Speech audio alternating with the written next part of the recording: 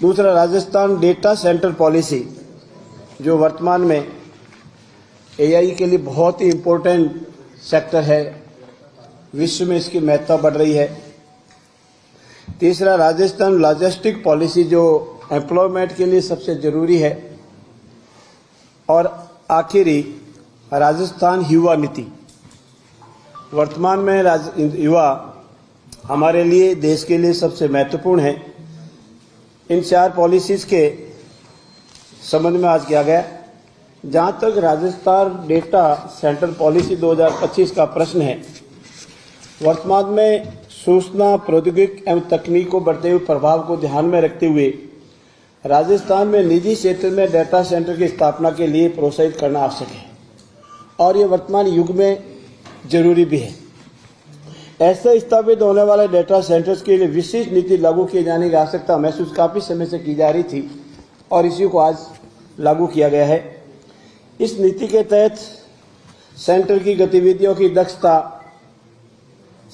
हमारे data centre से उनकी सुरक्षा, विश्वसनीयता को भी प्रभावी बनाएगी और मुख्य रूप से आगामी 5 वर्षों के लिए 300 मेगावाट तक के डेटा सेंटर हम विकसित करेंगे। साथ ही साथ राज्य में 20,000 करोड़ का निवेश भी आकर्षित करने का पूरा प्रयास होगा। इसके मुख्य जो प्रावधान है, जिनकी जानकारी आप तक पहुंचाना हम ठीक समझते हैं, उचित समझते हैं। डेटा सेंटर सेक्टर को प्रोत्साहित करने के लिए 10 वर्ष तक 10 से 20 करोड़ रुपए प्रति वर्ष एक एसेट क्रिएट किया जाएगी, जो इनिशिएटिव के रूप में होगा। 100 करोड़ रुपए से अधिक का निवेश करने वाले प्रथम 3 डेटा सेंटर्स को एसेट क्रिएशन इनिशिएटिव का 25% अतिरिक्त सनराइज इनिशिएटिव दिया जाएगा। स्टाम्प ड्यूटी, भूमि रूपांतरण शुल्क, विद्युत शुल्क में पूर्ण रूप से एग्जम्प्ट करने का प्रावधान भी इस पॉलिसी में किया गया है। दोहरी पावर ग्रिड को छोड़कर 10 करोड़ रुपए के एक्सटर्नल विकास शुल्क के रूप में भी जो टैक्स लगता है उसमें 100% एग्जम्पशन दिया जाएगा। ग्रीन रेवोल्यूशन इनिशिएटिव के रूप में पर्यावरण को प्रोटेक्ट व्यय की राशि के 50% तक और या 12.10 करोड़ रुपए तक का पुनर्भरण की राशि का भी व्यवस्था की गई है।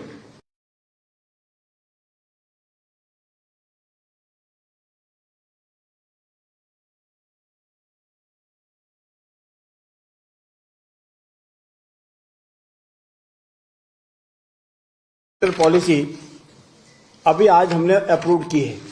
दूसरा है हमारा Rajasthan textile and April policy. देखिए, वस्त्र परिधान राजस्थान की अर्थव्यवस्था के लिए सबसे महत्वपूर्ण है। रोजगार के लिहाज से लघु उद्यम, तो हमारे जो सूक्ष्म उद्यम है, लघु उद्योग जो एमएसएमई सेक्टर है उसके लिए, और साथ ही साथ अर्थव्यवस्था को गति देने के लिए भी। और इसीलिए वस्त्र परिधान क्षेत्र में सेक्टर को सबसे महत्वपूर्ण माना गया और इसी कारण आज इस पॉलिसी को मंजूरी दी गई है।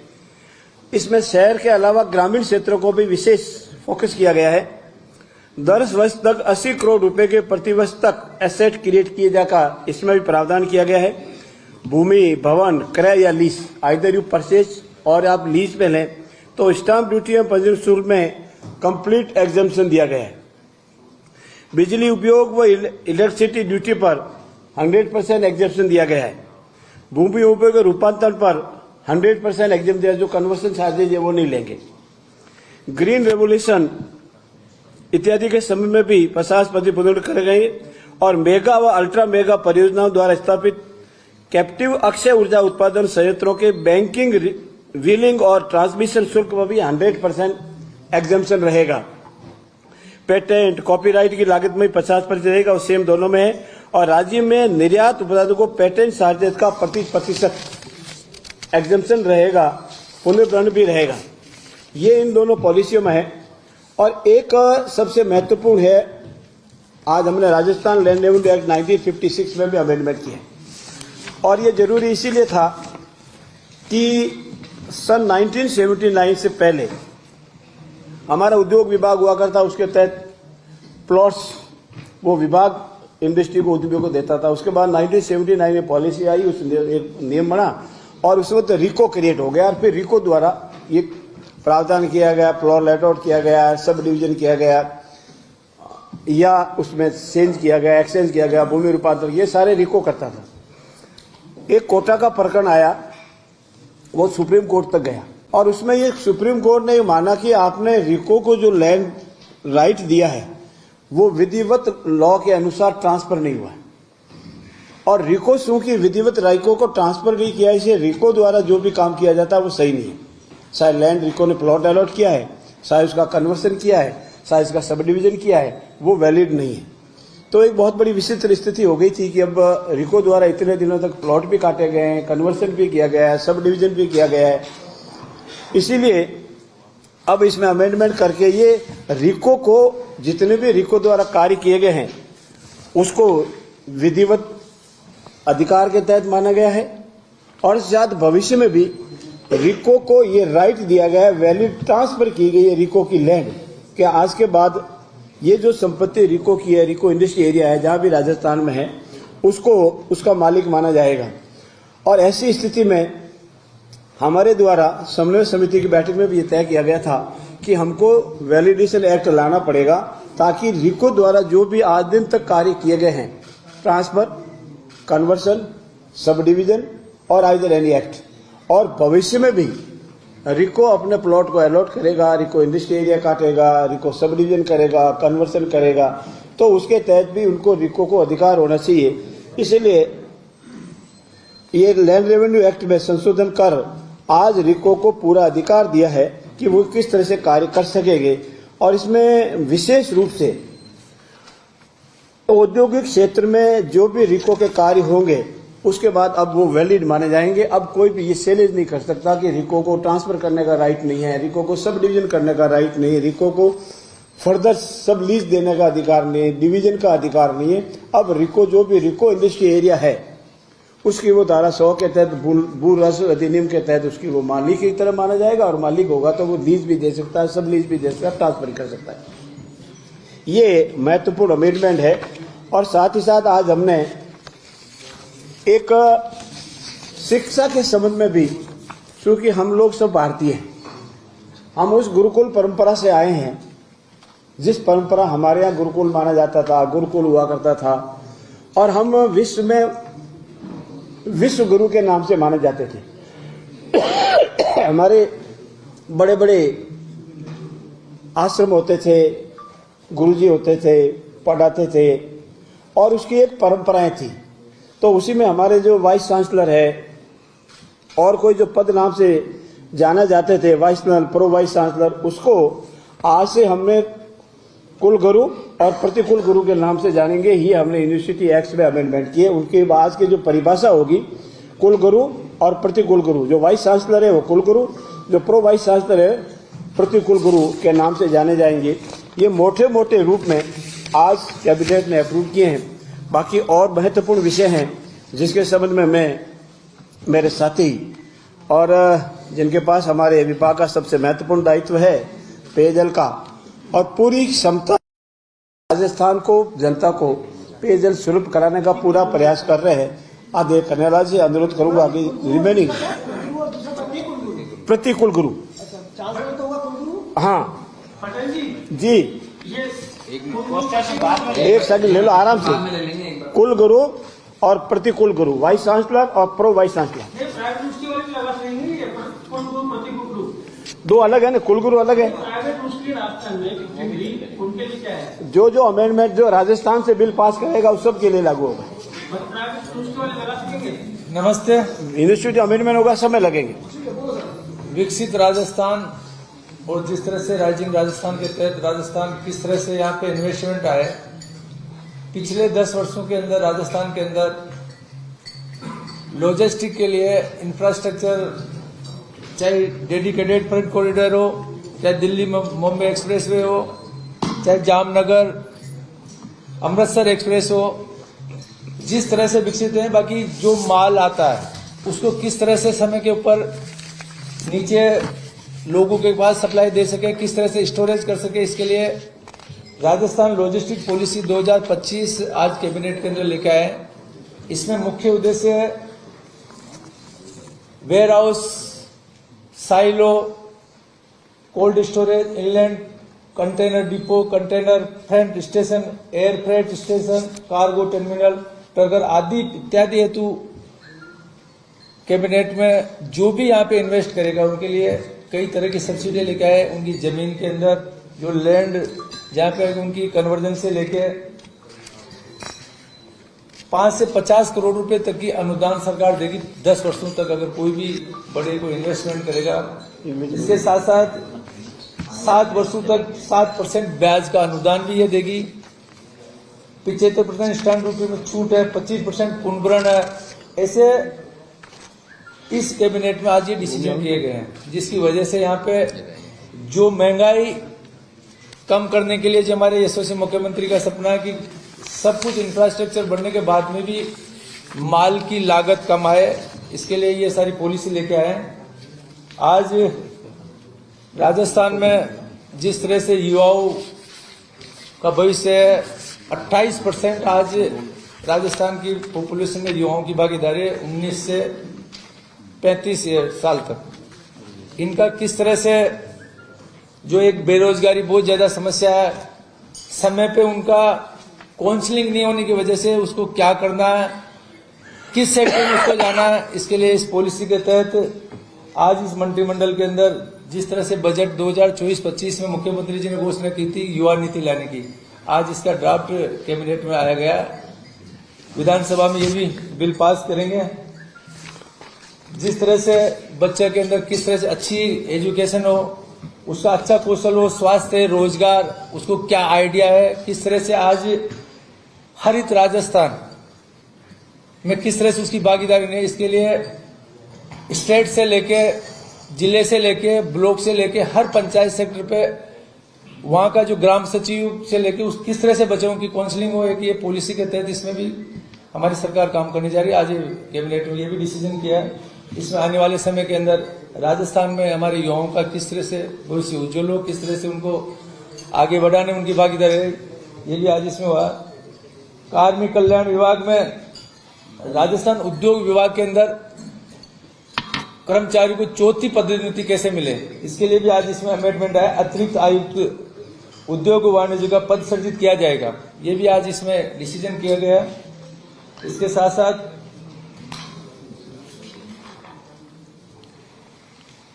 राजस्थान सर्विस इंजीनियर्स पीएचईडी के अंदर वरिष्ठ रासायनिक और 2-3 पद ऐसे थे जिनके अंदर इंटरव्यू बेसिस पे पद भरे जाते थे। नया अमेंडमेंट लाके उसके अंदर अब लिखित में 90% लिखित के नंबर आएंगे और 10% उसकी साक्षात्कार पे रखा गया। पहले पूरा का पूरा 100% साक्षात्कार पे दूसरी विभाग की डेपुटेशन पर लेते थे, ये भी इसमें आज लिया गया है। संस्कृत शिक्षा के अंदर महाविद्यालयों के अंदर जो 36% मिनिमम अंक आना अनिवार्य है और 36 से 40% और SC/ST के लिए 5% की एक्स्ट्रा छूट की आज ये भी इसमें प्रावधान किया गया, कैबिनेट के अंदर लिया गया। बाकी किस तरह से हमारा जो राजस्थान 2047 विकसित हो, जो ग्रीन एक्सप्रेस वे पिछली बजट के अंदर जो 9 ग्रीन एक्सप्रेस बनाने की जो घोषणा की थी, उसके 30 करोड़ रुपए उसकी DPR के लिए दिए थे, तो इनका सदुपयोग कैसे हो, किस तरह से आज मुख्य ये डिसीजन किया गया। बहुत बहुत धन्यवाद आदरणीय कल्याणलाल जी। मित्रों, मैंने जो वाइस चांसलर और चांसलर के बताए वो इंग्लिश वर्जन में वाइस चांसलर और चांसलर पद से नाम से ही पढ़े जाएंगे। हिंदी वर्जन में गुरुकुल और प्रतिगुरुकुल रहेगा, इंग्लिश वर्जन जहाँ भी है उसमें वही रहेगा। 4 हमने लैंड अलॉटमेंट के आज निर्णय लिए हैं, क्योंकि हमारा जो एनर्जी का विषय है वो हमारे लिए सबसे महत्वपूर्ण है। एक तो अक्षय ऊर्जा इकाइयों के लिए ट्रांसमिशन प्रणाली से जो सिरोही जिले के शिवगंज तहसील के कैलाश नगर में ग्राम बागील खेड़ा में राजस्थान भूमि 2 के तहत 74.96 हेक्टेयर भूमि इस केवी सब स्टेशन के लिए अलॉट की है। जैसलमेर जिले के फतेहगढ़ में बासड़ा, मंगरा, कोठा एवं देवड़ा में 200 मेगावाट क्षमता के सोलर प्रोजेक्ट हेतु 292.53 हेक्टेयर भूमि NTCP के रिन्यूएबल एनर्जी को दी गई है। जैसलमेर जिले के फतेहगढ़ में ही कोटा एवं हरबा में 358 मेगावाट क्षमता के सोलर प्रोजेक्ट हेतु 672.5 नाम हेक्टेयर भूमि सेनेटिका रिन्यूएबल एनर्जी इंडिया लिमिटेड को दी गई है और बाड़मेर जिले के शिव तहसील में राजस्व ग्राम नेगड़ा एवं कालीजाल में 300 मेगावाट क्षमता के सोलर प्रोजेक्ट हेतु कुल 162 हेक्टेयर भूमि IB walked solar 7 private limited को सशर्त दी गई है। इसी प्रकार फलोदी के हमारा जो फलोदी नया जिला बना है उसके बाप तहसील के ग्राम नौख में 111.4 हेक्टेयर भूमि 400 मेगावाट क्षमता सोलर प्लांट हेतु प्रेरक ग्रीन टेक सोलर प्रोजेक्ट को आधारित की गई है। हम क्योंकि सोलर में आत्मनिर्भर होना चाहते हैं इसीलिए भूमि आवंटन की गई है। आज की बैठक में बहुत ही महत्वपूर्ण निर्णय लिए गए हैं। जी सर बताएं। आराम से एक मैं दो परिचय कराना भूल गया था। हमारे बीच मीडिया सलाहकार गिरीश जोशी जी बैठे डीए किया कि हमारे साथ में अब कोई किस्सा मतलब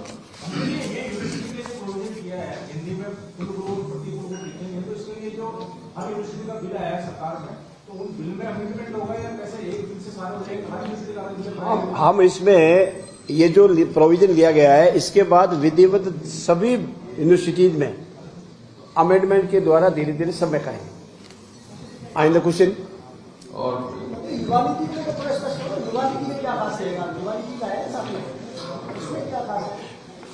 युवा नीति में किस तरह से बच्चे का संपूर्ण विकास कैसे हो, किस तरह से उसकी काउंसलिंग हो कि बच्चा 12 तो करने के बाद में उसको ये नहीं रहता कि मैं कौन से जॉब में जाऊं, मेरा भविष्य क्या है।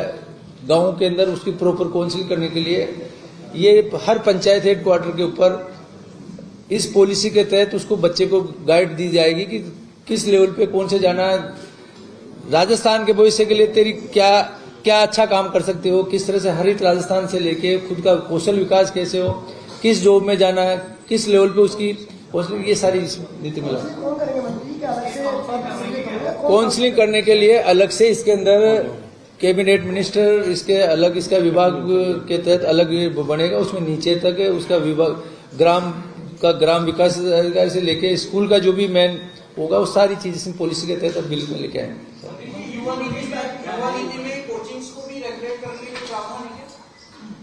कोचिंग इसमें नहीं है। मैं आपको कोचिंग वाले के लिए आप सबके अनेक क्वेश्चंस होंगे और स्वाभाविक भी है। जी मैं हमारी बात पूरी कर दूं, मेरी बात पूरी कर दूं। देखिए हमारे सबके लिए बहुत ही संवेदनशील इशू है। अगर हमारे बच्चे चाहे कोटा हो, जयपुर हो या राजस्थान का कोई भी हिस्सा हो, तो उगता हुआ फूल नहीं खिल करके बीच में मुरझा जाए, हमारे लिए बहुत ही गंभीर विषय है। इसके लिए किसी एक को दोषी हम आज की ठहराने की स्थिति में नहीं है। माता पिता की अपेक्षा अपनी जगह है, होनी भी चाहिए। हर माता पिता चाहता है कि मेरा बच्चा और बच्ची बहुत अच्छा पढ़े, अच्छे अंक लावे और जो उनकी अपेक्षा उस पर खरा उतरे। जो कोचिंग इंस्टीट्यूट है वो सब हमारा रिजल्ट सबसे टॉप रहे। हम लोग भी ये चाहते हैं कि हमारा राजस्थान में अच्छे से अच्छे IAS बने, RS बने, IPS बने, फॉरेस्ट सर्विस में जावे, फॉरेन सर्विस में जावे, ये सबकी अपेक्षाएं रहती है। पर एक वातावरण बनाने की आवश्यकता है कि बच्चे पर इतना अधिक मानसिक तनाव नहीं हो और उस पर इतनी ही क्षमता का प्रभाव या भार डाला जावे जितना वो झेल सके। ऐसी स्थिति में ये जो घटनाएं हो रही है वो दुखद ही है। राजस्थान सरकार इस पर बहुत ही गंभीर है, विचार चल रहा है। अगली जब कभी पीछे में आएंगे तो इसके संबंध में कोई आपको अच्छी इन्फॉर्मेशन देंगे। धन्यवाद।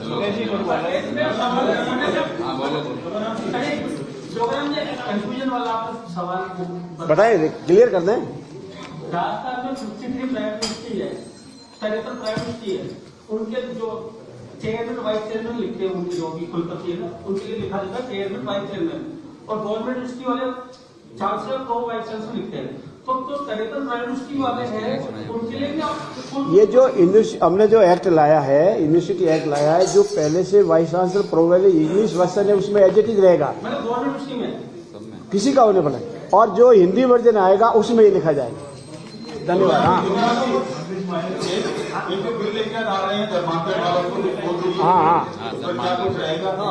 बोलो।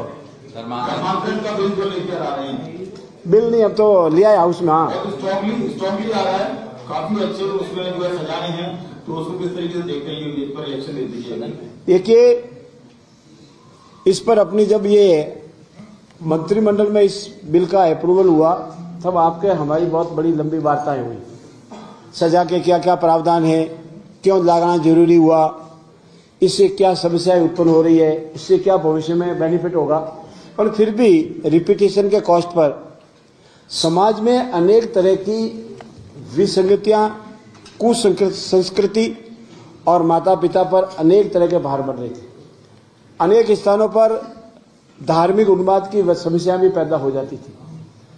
इसीलिए अगर कोई स्वेच्छा से अपना धर्म परिवर्तन करता है, इसमें रोक नहीं है, पर उसमें इतनी सी कंडीशन है कि वो अपनी एप्लीकेशन जिला मजिस्ट्रेट और कलेक्टर के यहाँ लगा दे, उसकी विधिवत सुनवाई होगी। अगर वो अपनी पूर्ण फ्री विल से स्वेच्छा से करता है, उसमें छूट है। लेकिन ये पूरी बात कर दूं आराम से, कहीं नहीं है प्रधान जी। अगर परंतु कोई प्रलोभन देकर तू ये करेगा तो मैं तेरे साथ ये कर लूंगा, तेरा ये हो जाएगा, तेरे परिवार के 3 पीढ़ी सुधर जाएगी, तेरे घर बन जाएंगे, तेरे ये हो जाएंगे, या गलत तवज्जो दिलाकर तू मेरे साथ आएगा, मेरे तो इतना ये है, मेरा होगा, तेरा कल्याण हो जाएगा, तेरे 7 पीढ़ी का कल्याण हो जाएगा, या उसकी मानसिकता जो बच्चे की परिपक्व नहीं हुई है उसका फायदा उठाकर अगर धर्म परिवर्तन करवाता है, जिसको हम जबरदस्ती धर्म परिवर्तन की डेफिनेशन में लेते हैं, उस डेफिनेशन में अनेक तरह की क्लॉज दी गई है, उसको प्रोहिबिट किया गया है। उसके लिए एक बार करता है तो क्या सजा का प्रावधान है, समूह के रूप में करते हैं तो क्या सजा का प्रावधान है, इंडिविजुअली करता क्या प्रावधान है, वो प्रावधान किए गए।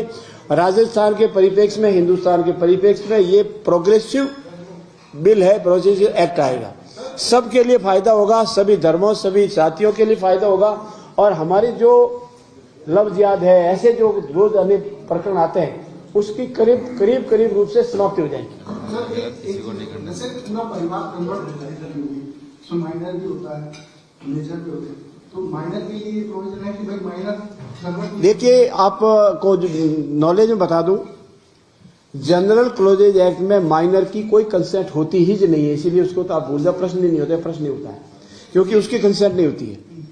माइनर की जब तक वो बेजर नहीं हो जाए, उसकी कंसेंट और नॉन कंसेंट का प्रश्न पैदा नहीं होता है। अगर उसके माता पिता धर्म परिवर्तन कर लेते हैं, इसका तात्पर्य ये नहीं कि उस बच्चे ने कर लिया है। जब तक वो बेजर नहीं हो जाए, स्वयं की कंसेंट नहीं देवे, कंसेंट देने का तरीके से कंसेंट नहीं देवे, तब तक धर्म परिवर्तन नहीं होगा। माता पिता भी जो प्रक्रिया बताई है, कलेक्टर के यहाँ एप्लीकेशन लगाएगा, जबरदस्ती धर्म परिवर्तन को रोका गया, धर्म परिवर्तन नहीं रोका गया, आप उसको वैलिडेट करना, फोर्सिबल है, उसी को रोका गया। बहुत बहुत धन्यवाद सब साथियों का।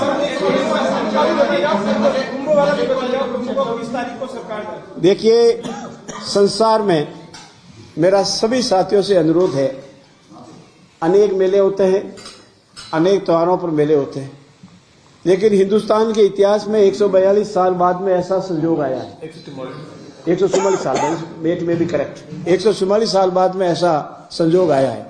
आप कल्पना कीजिए और योगी जी और मोदी जी सरकार को धन्यवाद दीजिए कि 4 करोड़ 5 करोड़ और राजस्थान की जीती जनता 8 करोड़ उसकी एक साथ एक स्थान पर एकत्रित हो जावे, फिर भी वो पूरी व्यवस्था करने का प्रयास कर रहे हैं और व्यवस्था हो रही है। जो जाके आ रहे हैं वो कह रहे हैं, मैं तो अभी नहीं गया। ऐसी व्यवस्था करने के लिए मैं आज मेरी ओर से, हमारी सरकार की ओर से योगी जी और मोदी जी सरकार का बहुत बहुत आभार व्यक्त करता हूँ, धन्यवाद देता हूँ। इतिहास में ऐसी व्यवस्था करने वाला शायद ही कोई संस्था या सरकार होगी, तो बहुत बहुत धन्यवाद। हम 8 तारीख को धन्यवाद। सरकार पूरी जाएगी। अभी अल्पाहार बनाना है।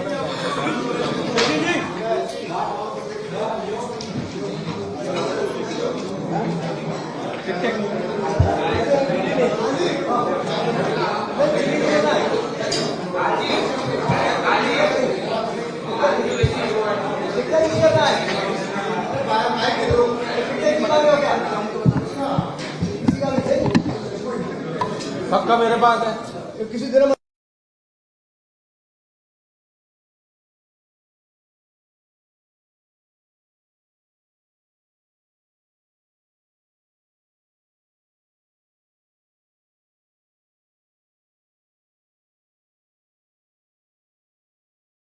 को फर्दर सब लीज देने का अधिकार नहीं है, डिवीजन का अधिकार नहीं है। अब रिको जो भी रिको इंडस्ट्री एरिया है उसकी वो धारा 100 के तहत भू राजस्व अधिनियम के तहत उसकी वो मालिक की तरह माना जाएगा, और मालिक होगा तो वो लीज भी दे सकता है, सब लीज भी दे सकता है, ट्रांसफर कर सकता है। ये महत्वपूर्ण अमेंडमेंट है। और साथ ही साथ आज हमने एक शिक्षा के संबंध में भी, क्योंकि हम लोग सब भारतीय हैं, हम उस गुरुकुल परंपरा से आए हैं, जिस परंपरा हमारे यहाँ गुरुकुल माना जाता था, गुरुकुल हुआ करता था, और हम विश्व में विश्व गुरु के नाम से माने जाते थे। हमारे बड़े बड़े आश्रम होते थे, गुरुजी होते थे, पढ़ाते थे, और उसकी एक परंपराएं थी। तो उसी में हमारे जो वाइस चांसलर है और कोई जो पद नाम से जाना जाते थे, vice chancellor, pro vice chancellor, उसको आज से हमने कुल गुरु और प्रतिकुल गुरु के नाम से जानेंगे। ये हमने यूनिवर्सिटी एक्ट में अमेंडमेंट किए। उनके आज की जो परिभाषा होगी, कुल गुरु और प्रतिकुल गुरु, जो वाइस चांसलर है वो कुल गुरु, जो प्रो वाइस चांसलर है प्रतिकुल गुरु के नाम से जाने जाएंगे। ये मोटे मोटे रूप में आज कैबिनेट ने अप्रूव किए हैं। बाकी और महत्वपूर्ण विषय हैं जिसके संबंध में मैं, मेरे साथी और जिनके पास हमारे विभाग का सबसे महत्वपूर्ण दायित्व है पेयजल का, और पूरी क्षमता राजस्थान को, जनता को पेयजल सुलभ कराने का पूरा प्रयास कर रहे हैं। आदे कन्यालाल जी अनुरोध करूंगा कि रिमेनिंग प्रतिकुल गुरु, चांसलर तो हुआ कुलगुरु। हाँ पटेल जी, जी, ये एक सेकंड ले लो आराम में ले से। लेंगे एक बार। कुल गुरु और प्रतिकुल गुरु, वाइस चांसलर और प्रो वाइस चांसलर, ये प्राइवेट यूनिवर्सिटी वाली भी अलग रहेंगे, ये कुल गुरु प्रतिकुल गुरु दो अलग है ना, कुल गुरु अलग है। प्राइवेट यूनिवर्सिटी राजस्थान में डिग्री उनके लिए क्या है? जो जो अमेंडमेंट जो राजस्थान से बिल पास करेगा उस सब के लिए लागू होगा। प्राइवेट यूनिवर्सिटी वाले लगा सकेंगे? नमस्ते। यूनिवर्सिटी अमेंडमेंट होगा, समय लगेंगे। विकसित राजस्थान और जिस तरह से राइजिंग राजस्थान के तहत राजस्थान किस तरह से यहाँ पे इन्वेस्टमेंट आए, पिछले 10 वर्षों के अंदर राजस्थान के अंदर लॉजिस्टिक के लिए इंफ्रास्ट्रक्चर, चाहे डेडिकेटेड फ्रेट कॉरिडोर हो, चाहे दिल्ली मुंबई एक्सप्रेसवे हो, चाहे जामनगर अमृतसर एक्सप्रेस हो, जिस तरह से विकसित है। बाकी जो माल आता है उसको किस तरह से समय के ऊपर नीचे लोगों के पास सप्लाई दे सके, किस तरह से स्टोरेज कर सके, इसके लिए राजस्थान लॉजिस्टिक पॉलिसी 2025 आज कैबिनेट के अंदर लेके आए। इसमें मुख्य उद्देश्य है warehouse, silo, cold storage, inland container depot, container freight station, air freight station, cargo terminal, ट्रगर आदि इत्यादि हेतु कैबिनेट में जो भी यहाँ पे इन्वेस्ट करेगा उनके लिए कई तरह की सब्सिडी लेके आए। उनकी जमीन के अंदर जो लैंड जहाँ पे उनकी कन्वर्जन से लेके 5 से 50 करोड़ रुपए तक की अनुदान सरकार देगी 10 वर्षों तक, अगर कोई भी बड़े को इन्वेस्टमेंट करेगा। इसके साथ साथ 7 वर्षों तक 7% ब्याज का अनुदान भी ये देगी। 75% स्टैंड ड्यूटी में छूट है, 25% पुनर्भरण है।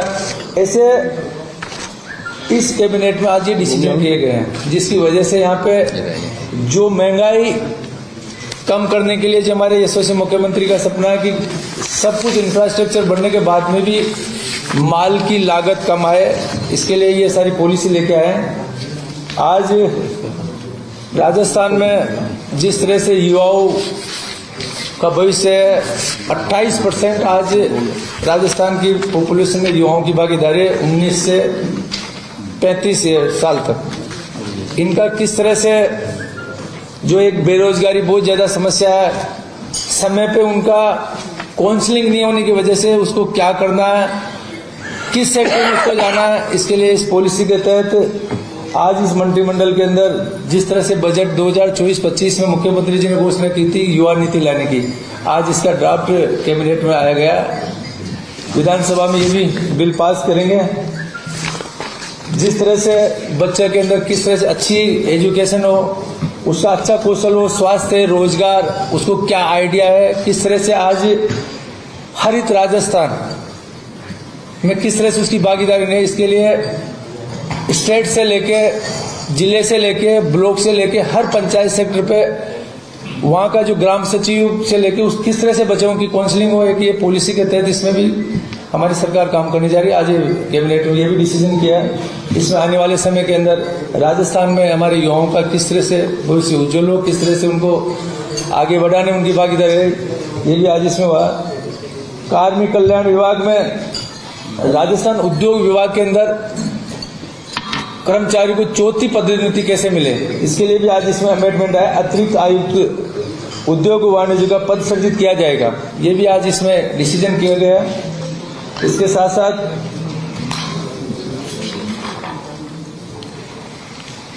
राजस्थान सर्विस इंजीनियर्स पीएचडी के अंदर वरिष्ठ रसायनिक और 2-3 पद ऐसे थे जिनके अंदर इंटरव्यू बेसिस पे पद भरे जाते थे। नया अमेंडमेंट लाके उसके अंदर अब लिखित में 90% लिखित के नंबर आएंगे और 10% उसकी साक्षात्कार पे रखा गया है। पहले पूरा का पूरा 100% साक्षात्कार पे दूसरी विभाग की डेपुटेशन पर लेते थे, ये भी इसमें आज लिया गया है। संस्कृत शिक्षा के अंदर महाविद्यालयों के अंदर जो 36% मिनिमम अंक आना अनिवार्य है और 36 से 40% और SC/ST के लिए 5% की एक्स्ट्रा छूट की आज ये भी इसमें प्रावधान किया गया, कैबिनेट के अंदर लिया गया। बाकी किस तरह से हमारा जो राजस्थान 2047 विकसित हो, जो ग्रीन एक्सप्रेस वे पिछली बजट के अंदर जो 9 ग्रीन एक्सप्रेस बनाने की जो घोषणा की थी, उसके 30 करोड़ रुपए उसकी DPR के लिए दिए थे, तो इनका सदुपयोग कैसे हो, किस तरह से आज मुख्य ये डिसीजन किया गया। बहुत बहुत धन्यवाद आदरणीय कल्याणलाल जी। मित्रों, मैंने जो वाइस चांसलर और चांसलर के बताए वो इंग्लिश वर्जन में वाइस चांसलर और चांसलर पद से नाम से ही पढ़े जाएंगे। हिंदी वर्जन में गुरुकुल और प्रति गुरुकुल रहेगा, इंग्लिश वर्जन जहाँ भी है उसमें वही रहेगा। 4 हमने लैंड अलॉटमेंट के आज निर्णय लिए हैं, क्योंकि हमारा जो एनर्जी का विषय है वो हमारे लिए सबसे महत्वपूर्ण है। एक तो अक्षय ऊर्जा इकाइयों के लिए ट्रांसमिशन प्रणाली से जो सिरोही जिले के शिवगंज तहसील के कैलाश नगर में ग्राम बागील खेड़ा में राजस्थान बुलेटिन 2 के तहत 74.96 हेक्टेयर भूमि इस केवी सब स्टेशन के लिए अलॉट की है। जैसलमेर जिले के फतेहगढ़ में बासड़ा, मंगरा, कोठा एवं देवड़ा में 200 मेगावाट क्षमता के सोलर प्रोजेक्ट हेतु 292.53 हेक्टेयर भूमि NTCP के रिन्यूएबल एनर्जी को दी गई है। जैसलमेर जिले के फतेहगढ़ में कोटा एवं हरबा में 358 मेगावाट क्षमता के सोलर प्रोजेक्ट हेतु 672.59 हेक्टेयर भूमि सेरेटिका रिन्यूएबल एनर्जी इंडिया लिमिटेड को दी गई है। और बाड़मेर जिले के शिव तहसील में राजस्व ग्राम नेगड़ा एवं कालीजाल में 300 मेगावाट क्षमता के सोलर प्रोजेक्ट हेतु कुल 162 हेक्टेयर भूमि IB वाग्ड सोलर 7 प्राइवेट लिमिटेड को सशर्त दी गई है। इसी प्रकार फलोदी के हमारा जो फलोदी नया जिला बना है उसके बाप तहसील के ग्राम नौख में 111.4 हेक्टेयर भूमि 400 मेगावाट क्षमता सोलर प्लांट हेतु प्रेरक ग्रीन टेक सोलर प्रोजेक्ट को अवधारित की गई है। हम क्योंकि सोलर में आत्मनिर्भर होना चाहते हैं, इसीलिए भूमि आवंटन की गई है। आज की बैठक में बहुत ही महत्वपूर्ण निर्णय लिए गए हैं। जी सर बताएं।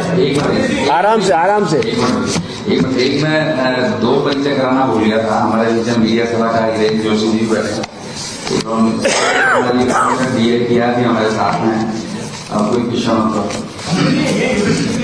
किया है हिंदी में लिखेंगे, तो इसके लिए जो हर यूनिवर्सिटी का बिल आया सरकार में, तो उन बिल में अमेंडमेंट होगा या कैसे एक दिन से सारा हो जाएगा? हर यूनिवर्सिटी का हम इसमें ये जो प्रोविजन लिया गया है, इसके बाद विधिवत सभी यूनिवर्सिटीज में अमेंडमेंट के द्वारा धीरे धीरे सब में करेंगे। आइंदा क्वेश्चन और दिवाली की क्या खास है? दिवाली की क्या है इसमें क्या खास है? युवा नीति में किस तरह से बच्चे का संपूर्ण विकास कैसे हो, किस तरह से उसकी काउंसलिंग हो कि बच्चा 12th तो करने के बाद में उसको ये नहीं रहता कि मैं कौन से जॉब में जाऊं, मेरा भविष्य क्या है। गांव के अंदर उसकी प्रॉपर काउंसलिंग करने के लिए ये हर पंचायत हेडक्वार्टर के ऊपर इस पॉलिसी के तहत उसको बच्चे को गाइड दी जाएगी कि किस लेवल पे कौन से जाना है। राजस्थान के भविष्य के लिए तेरी क्या क्या अच्छा काम कर सकते हो, किस तरह से हरित राजस्थान से लेके खुद का कौशल विकास कैसे हो, किस जॉब में जाना है, किस लेवल पे उसकी कौशल, ये सारी इस नीति में कौन करेंगे मंत्री के अलग से काउंसलिंग करने के लिए अलग से इसके अंदर कैबिनेट मिनिस्टर, इसके अलग इसका विभाग के तहत अलग बनेगा, उसमें नीचे तक है उसका विभाग, ग्राम विकास अधिकारी से लेके स्कूल का जो भी मेन होगा वो सारी चीज इसमें पॉलिसी के तहत बिल में लेके आएंगे। युवा नीति में कोचिंग्स को भी रेगुलेट करने का प्रावधान है क्या? कोचिंग इसमें नहीं है। मैं आपको कोचिंग वाले के लिए आप सबके अनेक क्वेश्चंस होंगे और स्वाभाविक भी है जी। मैं हमारी बात पूरी कर दूं, मेरी बात पूरी कर दूं। देखिए, हमारे सबके लिए बहुत ही संवेदनशील इशू है। अगर हमारे बच्चे चाहे कोटा हो, जयपुर हो या राजस्थान का कोई भी हिस्सा हो, उगता हुआ फूल नहीं खिल करके बीच में मुरझा जाए, हमारे लिए बहुत ही गंभीर विषय है। इसके लिए किसी एक को दोषी हम हाल की ठहराने की स्थिति में नहीं है। माता पिता की अपेक्षा अपनी जगह है, होनी भी चाहिए। हर माता पिता चाहता है कि मेरा बच्चा और बच्ची बहुत अच्छा पढ़े, अच्छे अंक लावे और जो उनकी अपेक्षा उस पर खरा उतरे। जो कोचिंग इंस्टीट्यूट है वो सब हमारा रिजल्ट सबसे टॉप रहे। हम लोग भी चाहते हैं कि हमारा राजस्थान में अच्छे से अच्छे IAS बने, RS बने, IPS बने, फॉरेस्ट सर्विस में जावे, फॉरेन सर्विस में जावे, ये सबकी अपेक्षाएं रहती है। पर एक वातावरण बनाने की आवश्यकता है कि बच्चे पर इतना अधिक मानसिक तनाव नहीं हो और उस पर इतनी ही क्षमता का प्रभाव या भार डाला जावे जितना वो झेल सके। ऐसी स्थिति में ये जो घटनाएं हो रही है वो दुखद है। राजस्थान सरकार इस पर बहुत ही गंभीर है, विचार चल रहा है। अगली जब कभी पीछे में आएंगे तो इसके संबंध में कोई आपको अच्छी इन्फॉर्मेशन देंगे। धन्यवाद।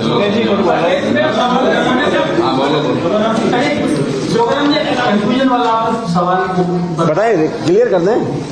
राजस्थान में 63 प्राइवेट यूनिवर्सिटी है, 73 प्राइवेट यूनिवर्सिटी है। उनके जो चेयरमैन वाइस चेयरमैन लिखते हैं, उनकी जो भी कुलपति है ना, उनके लिए लिखा जाता है चेयरमैन वाइस चेयरमैन। और गवर्नमेंट यूनिवर्सिटी वाले चांसलर को वाइस चांसलर लिखते हैं। तो 73 प्राइवेट यूनिवर्सिटी वाले हैं, उनके लिए भी ये जो हमने जो एक्ट लाया है, यूनिवर्सिटी एक्ट लाया है, जो पहले से vice chancellor provide English version है उसमें एज इट इज रहेगा, मैंने गवर्नमेंट यूनिवर्सिटी में किसी का होने पड़ा। और जो हिंदी वर्जन आएगा उसमें ये लिखा जाएगा। धन्यवाद। हाँ,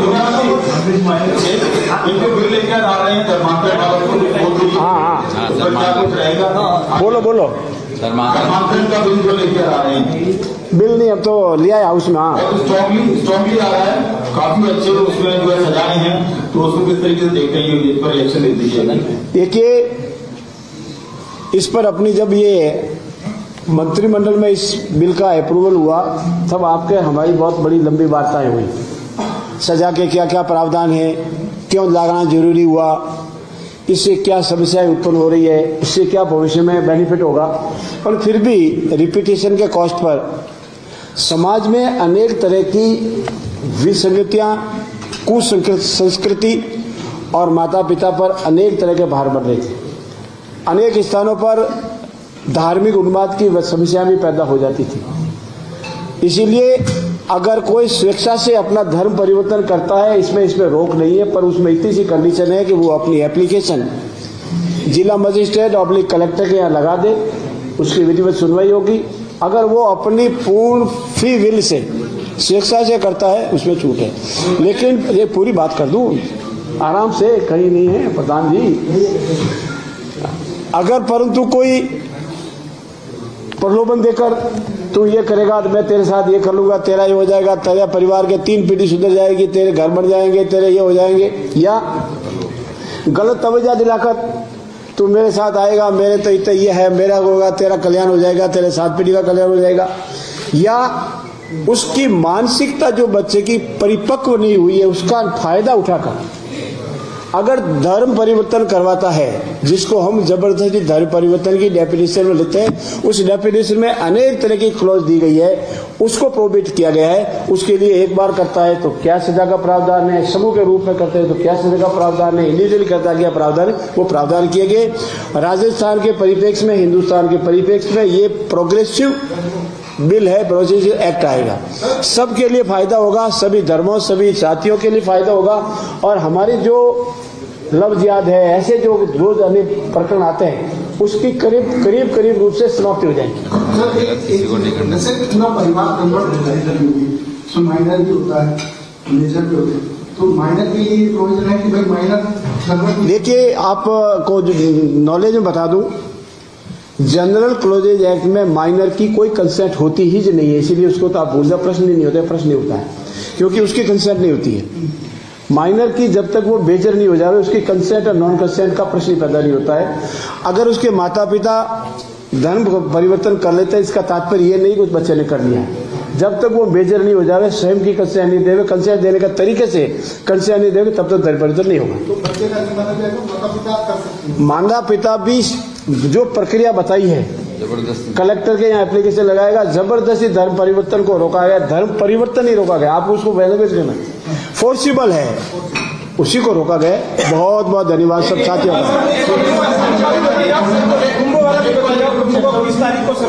देखिए, संसार में मेरा सभी साथियों से अनुरोध है, अनेक मेले होते हैं, अनेक त्योहारों पर मेले होते हैं, लेकिन हिंदुस्तान के इतिहास में 142 साल बाद में ऐसा संयोग आया है। 144 साल, एक में भी करेक्ट, 144 साल बाद में ऐसा संयोग आया है। आप कल्पना कीजिए और योगी जी और मोदी जी सरकार को धन्यवाद दीजिए कि 4 करोड़ 5 करोड़ और राजस्थान की जीती जनता 8 करोड़ है, उसकी एक साथ एक स्थान पर एकत्रित हो जावे, फिर भी वो पूरी व्यवस्था करने का प्रयास कर रहे हैं और व्यवस्था हो रही है। जो जाके आ रहे हैं वो कह रहे हैं, मैं तो अभी नहीं गया। ऐसी व्यवस्था करने के लिए मैं आज मेरी ओर से, हमारी सरकार की ओर से योगी जी और मोदी जी सरकार का बहुत बहुत आभार व्यक्त करता हूँ, धन्यवाद देता हूँ। इतिहास में ऐसी व्यवस्था करने वाला शायद ही कोई संस्था या सरकार होगी। बहुत बहुत धन्यवाद। हम 8 तारीख को धन्यवाद। सरकार पूरी जाएगी। सभी अल्पाहार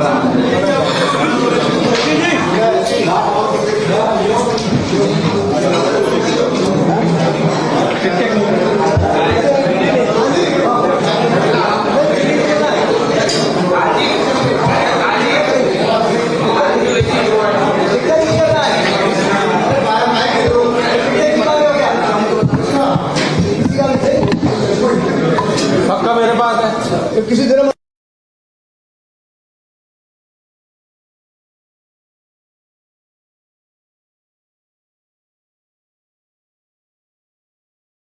सब डिवीजन करने का राइट नहीं है, रिको को फर्दर सब लीज देने का अधिकार नहीं है, डिवीजन का अधिकार नहीं है। अब रिको जो भी रिको इंडस्ट्री एरिया है, उसकी वो धारा 100 के तहत भू राजस्व अधिनियम के तहत उसकी वो मालिक की तरह माना जाएगा, और मालिक होगा तो वो लीज भी दे सकता है, सब लीज भी दे सकता है, ट्रांसफर कर सकता है। ये महत्वपूर्ण अमेंडमेंट है।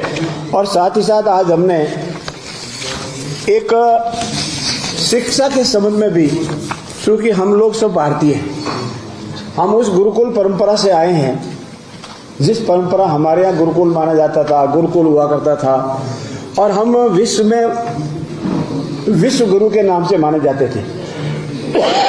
हमारे बड़े बड़े आश्रम होते थे, गुरुजी होते थे, पढ़ाते थे, और उसकी एक परंपराएं थी।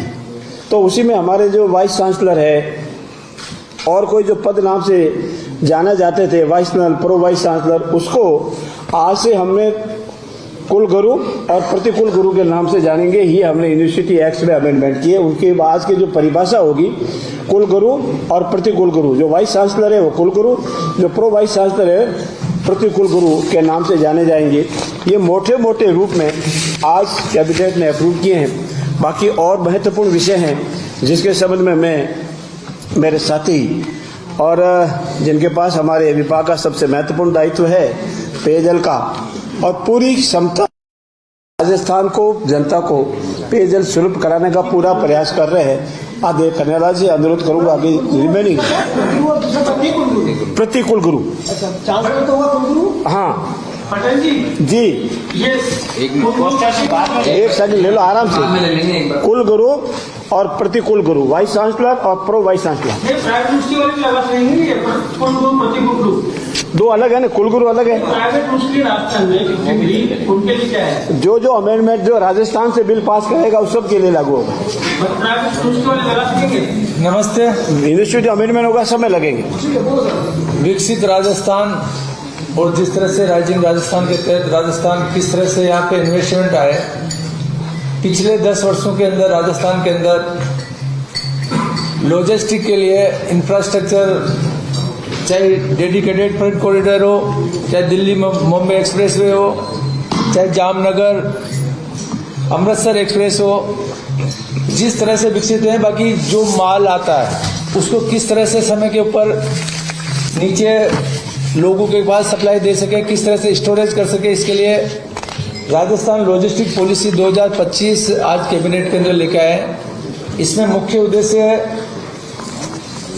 Ware house, silo, cold storage, inland container depot, container freight station, air freight station, cargo terminal, ट्रगर आदि इत्यादि हेतु कैबिनेट में जो भी यहाँ पे इन्वेस्ट करेगा उनके लिए कई तरह की सब्सिडी लेके आए। उनकी जमीन के अंदर जो लैंड जहाँ पे उनकी कन्वर्जन से लेके 5 से 50 करोड़ रुपए तक की अनुदान सरकार देगी 10 वर्षों तक, अगर कोई भी बड़े को इन्वेस्टमेंट करेगा। इसके साथ साथ 7 वर्षों तक 7% ब्याज का अनुदान भी ये देगी। 75% स्टैंड ड्यूटी में छूट है, 25% पुनर्भरण है। ऐसे इस कैबिनेट में आज ये डिसीजन किए गए हैं, जिसकी वजह से यहाँ पे जो महंगाई कम करने के लिए जो हमारे यशस्वी मुख्यमंत्री का सपना है कि सब कुछ इंफ्रास्ट्रक्चर बनने के बाद में भी माल की लागत कम आए, इसके लिए ये सारी पॉलिसी लेके आए हैं। आज राजस्थान में जिस तरह से युवाओं का भविष्य है, 28% आज राजस्थान की पॉपुलेशन में युवाओं की भागीदारी है 19 से 35 साल तक। इनका किस तरह से जो एक बेरोजगारी बहुत ज्यादा समस्या है, समय पे उनका काउंसलिंग नहीं होने की वजह से उसको क्या करना है, किस सेक्टर में उसको जाना है, इसके लिए इस पॉलिसी के तहत आज इस मंत्रिमंडल के अंदर जिस तरह से बजट 2024-25 में मुख्यमंत्री जी ने घोषणा की थी युवा नीति लाने की, आज इसका ड्राफ्ट कैबिनेट में आया गया। विधानसभा में ये भी बिल पास करेंगे। जिस तरह से बच्चे के अंदर किस तरह से अच्छी एजुकेशन हो, उसका अच्छा कौशल हो, स्वास्थ्य, रोजगार, उसको क्या आइडिया है, किस तरह से आज हरित राजस्थान में किस तरह से उसकी भागीदारी नहीं, इसके लिए स्टेट से लेके जिले से लेके ब्लॉक से लेके हर पंचायत सेक्टर पे वहाँ का जो ग्राम सचिव से लेके उस किस तरह से बच्चों की काउंसलिंग हो, कि ये पॉलिसी के तहत इसमें भी हमारी सरकार काम करने जा रही है। आज कैबिनेट में ये भी डिसीजन किया है, इसमें आने वाले समय के अंदर राजस्थान में हमारे युवाओं का किस तरह से भविष्य उज्जवल हो, किस तरह से उनको आगे बढ़ाने उनकी भागीदारी है, ये भी आज इसमें हुआ।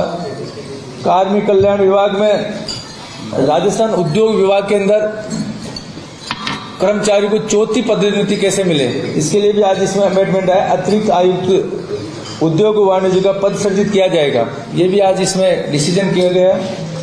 इसके साथ साथ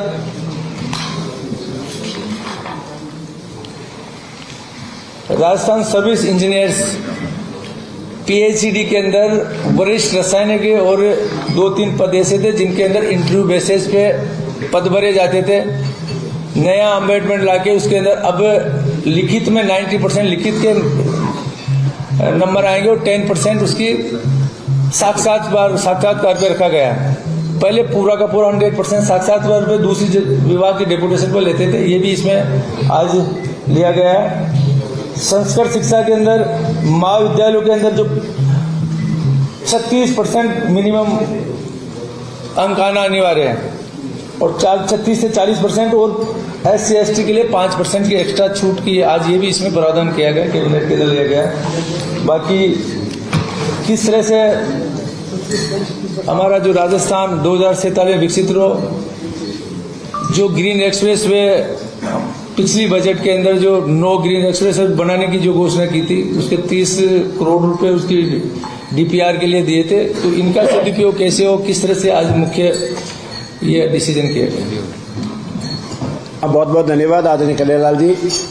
मित्रों, मैंने जो वाइस चांसलर और चांसलर के बताए वो इंग्लिश वर्जन में वाइस चांसलर और चांसलर पद से नाम से ही पढ़े जाएंगे। हिंदी वर्जन में गुरुकुल और प्रति गुरुकुल रहेगा, इंग्लिश वर्जन जहाँ भी है उसमें वही रहेगा। 4 हमने लैंड अलॉटमेंट के आज निर्णय लिए हैं, क्योंकि हमारा जो एनर्जी का विषय है वो हमारे लिए सबसे महत्वपूर्ण है। एक तो अक्षय ऊर्जा इकाइयों के लिए ट्रांसमिशन प्रणाली से जो सिरोही जिले के शिवगंज तहसील के कैलाश नगर में ग्राम बागील खेड़ा में राजस्थान भूमि 2 के तहत 74.96 हेक्टेयर भूमि इस केवी सब स्टेशन के लिए अलॉट की है। जैसलमेर जिले के फतेहगढ़ में बासड़ा, मंगरा, कोठा एवं देवड़ा में 200 मेगावाट क्षमता के सोलर प्रोजेक्ट हेतु 292.53 हेक्टेयर भूमि एनटीसीपी के रिन्यूएबल एनर्जी को दी गई है। जैसलमेर जिले के फतेहगढ़ में कोटा एवं अरबा में 358 मेगावाट क्षमता के सोलर प्रोजेक्ट हेतु 672.59 हेक्टेयर भूमि सेनेटिक का रिन्यूएबल एनर्जी इंडिया लिमिटेड को दी गई है। और बाड़मेर जिले के शिव तहसील में राजस्व ग्राम नेगड़ा एवं कालीजाल में 300 मेगावाट क्षमता के सोलर प्रोजेक्ट हेतु कुल 162 हेक्टेयर भूमि आईबी वाग्ड सोलर 7 प्राइवेट लिमिटेड को सशर्त दी गई है। इसी प्रकार फलोदी के हमारा जो फलोदी नया जिला बना है उसके बाप तहसील के ग्राम नौख में 111.4 हेक्टेयर भूमि 400 मेगावाट क्षमता सोलर प्लांट हेतु प्रेरक ग्रीन टेक सोलर प्रोजेक्ट को अवधारित की गई है। हम क्योंकि सोलर में आत्मनिर्भर होना चाहते हैं इसीलिए भूमि आवंटन की गई है। आज की बैठक में बहुत ही महत्वपूर्ण निर्णय लिए गए हैं। जी सर बताएं। आराम से एक मैं 2 परिचय कराना भूल गया था। हमारे बीच में मीडिया सलाहकार हिरेन जोशी जी बैठे डीए किया थी हमारे साथ में।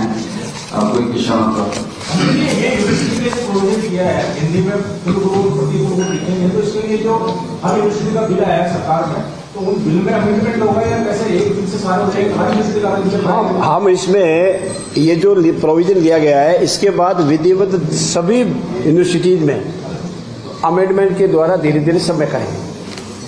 आइंदा क्वेश्चन और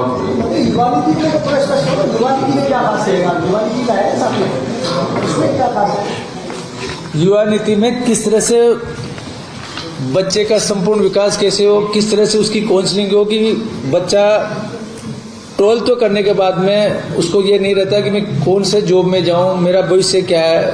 गांव के अंदर उसकी प्रॉपर काउंसलिंग करने के लिए ये हर पंचायत हेडक्वार्टर के ऊपर इस पॉलिसी के तहत उसको बच्चे को गाइड दी जाएगी कि किस लेवल पे कौन से जाना है।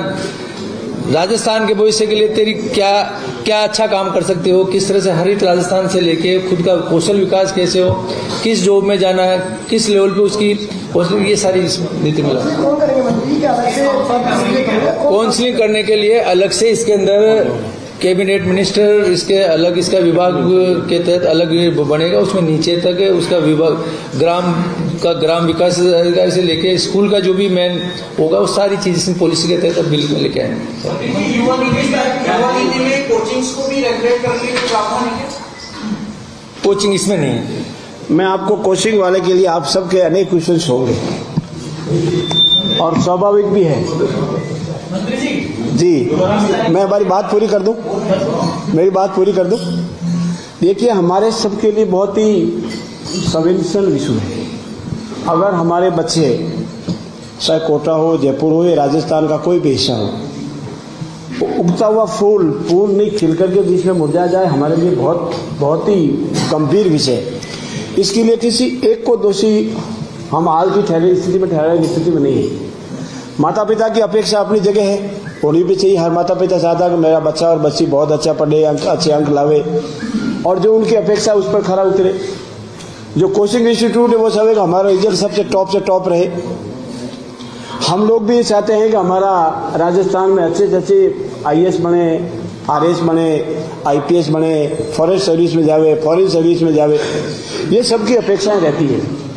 पर एक वातावरण बनाने की आवश्यकता है कि बच्चे पर इतना अधिक मानसिक तनाव नहीं हो और उस पर इतनी ही क्षमता का प्रभाव या भार डाला जावे जितना वो झेल सके।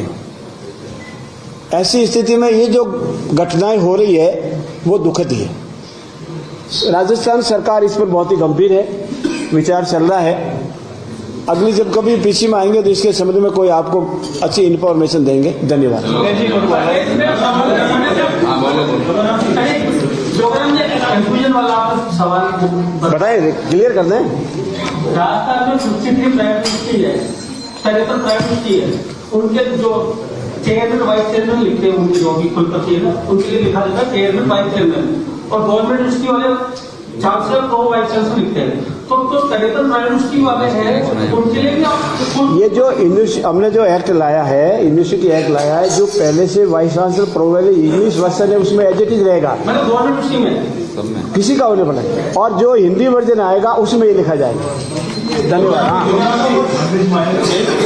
बिल लेकर आ रहे हैं कर्मांतर वालों को, हाँ उस पर क्या कुछ रहेगा? बोलो बोलो। कर्मांतरण का बिल जो लेकर आ रहे हैं, बिल नहीं, अब तो लिया है हाउस में। हाँ, स्ट्रॉन्गली आ रहा है, काफी अच्छे उसमें जो है सजाए हैं, तो उसको किस तरीके से देख रही है, इस पर इलेक्शन दे दीजिएगा। देखिए, इस पर अपनी जब ये मंत्रिमंडल में इस बिल का अप्रूवल हुआ तब आपके हमारी बहुत बड़ी लंबी वार्ताएं हुई। सजा के क्या क्या प्रावधान है, क्यों लगाना जरूरी हुआ, इससे क्या समस्याएं उत्पन्न हो रही है, इससे क्या भविष्य में बेनिफिट होगा। पर फिर भी रिपीटेशन के कॉस्ट पर समाज में अनेक तरह की विसंगतियां, कुसंस्कृति और माता पिता पर अनेक तरह के भार बढ़ रहे थे। अनेक स्थानों पर धार्मिक उन्माद की समस्या भी पैदा हो जाती थी। इसीलिए अगर कोई स्वेच्छा से अपना धर्म परिवर्तन करता है, इसमें रोक नहीं है, पर उसमें इतनी सी कंडीशन है कि वो अपनी एप्लीकेशन जिला मजिस्ट्रेट और कलेक्टर के यहाँ लगा दे, उसकी विधिवत सुनवाई होगी। अगर वो अपनी पूर्ण फ्री विल से स्वेच्छा से करता है उसमें छूट है। लेकिन ये पूरी बात कर दूं आराम से, कहीं नहीं है प्रधान जी। अगर परंतु कोई प्रलोभन देकर तू ये करेगा तो मैं तेरे साथ ये कर लूंगा, तेरा ये हो जाएगा, तेरे परिवार के 3 पीढ़ी सुधर जाएगी, तेरे घर बन जाएंगे, तेरे ये हो जाएंगे, या गलत तवज्जो दिलाकर तू मेरे साथ आएगा, मेरे तो इतना ये है, मेरा होगा, तेरा कल्याण हो जाएगा, तेरे 7 पीढ़ी का कल्याण हो जाएगा, या उसकी मानसिकता जो बच्चे की परिपक्व नहीं हुई है उसका फायदा उठाकर अगर धर्म परिवर्तन करवाता है, जिसको हम जबरदस्ती धर्म परिवर्तन की डेफिनेशन में लेते हैं, उस डेफिनेशन में अनेक तरह की क्लॉज दी गई है, उसको प्रोहिबिट किया गया है। उसके लिए एक बार करता है तो क्या सजा का प्रावधान है, समूह के रूप में करते हैं तो क्या सजा का प्रावधान है, इंडिविजुअली करता गया प्रावधान, वो प्रावधान किए गए। राजस्थान के परिप्रेक्ष्य में, हिंदुस्तान के परिप्रेक्ष्य में ये प्रोग्रेसिव बिल है, प्रोग्रेसिव एक्ट आएगा, सबके लिए फायदा होगा, सभी धर्मों, सभी जातियों के लिए फायदा होगा। और हमारी जो लफ्ज याद है, ऐसे जो रोज अनेक प्रकरण आते हैं, उसकी करीब रूप से समाप्ति हो जाएगी। जैसे पूरा परिवार कन्वर्ट माइनर भी होता है, मेजर भी होते हैं, तो माइनर के लिए प्रोविजन है कि भाई माइनर। देखिए, आपको नॉलेज में बता दूं, जनरल क्लोजेज एक्ट में माइनर की कोई कंसेंट होती ही नहीं है, इसीलिए उसको तो आप भूल जाओ, प्रश्न ही नहीं होता है, प्रश्न नहीं होता है, क्योंकि उसकी कंसेंट नहीं होती है। माइनर की जब तक वो बेजर नहीं हो जाए, उसकी कंसेंट और नॉन कंसेंट का प्रश्न पैदा नहीं होता है। अगर उसके माता पिता धर्म परिवर्तन कर लेते हैं, इसका तात्पर्य ये नहीं कि उस बच्चे ने कर लिया है। जब तक वो बेजर नहीं हो जाए, स्वयं की कंसेंट नहीं देवे, कंसेंट देने का तरीके से कंसेंट नहीं देवे, तब तक धर्म परिवर्तन नहीं होगा। तो बच्चे का नहीं माना जाएगा, माता पिता कर सकते हैं। माता पिता भी जो प्रक्रिया बताई है, कलेक्टर के यहाँ एप्लीकेशन लगाएगा, जबरदस्ती धर्म परिवर्तन को रोका गया, धर्म परिवर्तन नहीं रोका गया, आप उसको लैंग्वेज करना फोर्सिबल है, उसी को रोका गया। बहुत बहुत धन्यवाद सब साथियों का। देखिए, संसार में मेरा सभी साथियों से अनुरोध है, अनेक मेले होते हैं, अनेक त्योहारों पर मेले होते हैं, लेकिन हिंदुस्तान के इतिहास में 142 साल बाद में ऐसा संयोग आया है। 144 साल, एक में भी करेक्ट, 144 साल बाद में ऐसा संयोग आया है। आप कल्पना कीजिए और योगी जी और मोदी जी सरकार को धन्यवाद दीजिए कि 4 करोड़, 5 करोड़ और राजस्थान की जीती जनता 8 करोड़ है, उसकी एक साथ एक स्थान पर एकत्रित हो जावे, फिर भी वो पूरी व्यवस्था करने का प्रयास कर रहे हैं और व्यवस्था हो रही है। जो जाके आ रहे हैं वो कह रहे हैं, मैं तो अभी नहीं गया, ऐसी व्यवस्था करने के लिए मैं आज मेरी ओर से, हमारी सरकार की ओर से, योगी जी और मोदी जी सरकार का बहुत बहुत आभार व्यक्त करता हूं, धन्यवाद देता हूं। इतिहास में ऐसी व्यवस्था करने वाला शायद ही कोई संस्था या सरकार होगी। बहुत बहुत धन्यवाद। हम 8 तारीख को धन्यवाद। सरकार पूरी जाएगी। सभी अल्पाहार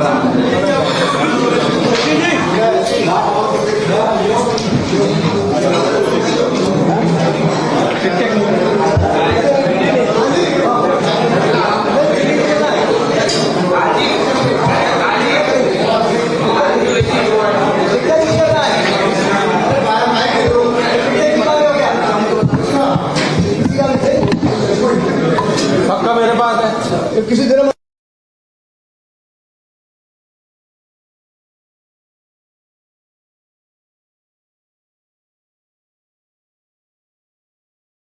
सब डिवीजन करने का राइट नहीं है। रिको को फर्दर सब लीज देने का अधिकार नहीं है, डिवीजन का अधिकार नहीं है। अब रिको जो भी रिको इंडस्ट्री एरिया है उसकी वो धारा 100 के तहत भू राजस्व अधिनियम के तहत उसकी वो मालिक की तरह माना जाएगा, और मालिक होगा तो वो लीज भी दे सकता है, सब लीज भी दे सकता है, ट्रांसफर कर सकता है। ये महत्वपूर्ण अमेंडमेंट है। और साथ ही साथ आज हमने एक शिक्षा के संबंध में भी, क्योंकि हम लोग सब भारतीय हैं, हम उस गुरुकुल परंपरा से आए हैं, जिस परंपरा हमारे यहाँ गुरुकुल माना जाता था, गुरुकुल हुआ करता था, और हम विश्व में विश्व गुरु के नाम से माने जाते थे। हमारे बड़े बड़े आश्रम होते थे, गुरुजी होते थे, पढ़ाते थे, और उसकी एक परंपराएं थी। तो उसी में हमारे जो वाइस चांसलर है और कोई जो पद नाम से जाना जाते थे, vice chancellor, pro vice chancellor, उसको आज से हमने कुल गुरु और प्रतिकुल गुरु के नाम से जानेंगे। ये हमने यूनिवर्सिटी एक्ट में अमेंडमेंट किए। उनके आज की जो परिभाषा होगी, कुल गुरु और प्रतिकुल गुरु, जो वाइस चांसलर है वो कुल गुरु, जो प्रो वाइस चांसलर है प्रतिकुल गुरु के नाम से जाने जाएंगे। ये मोटे मोटे रूप में आज कैबिनेट ने अप्रूव किए हैं। बाकी और महत्वपूर्ण विषय हैं जिसके संबंध में मैं, मेरे साथी और जिनके पास हमारे विभाग का सबसे महत्वपूर्ण दायित्व है पेयजल का, और पूरी क्षमता राजस्थान को, जनता को पेयजल सुलभ कराने का पूरा प्रयास कर रहे हैं।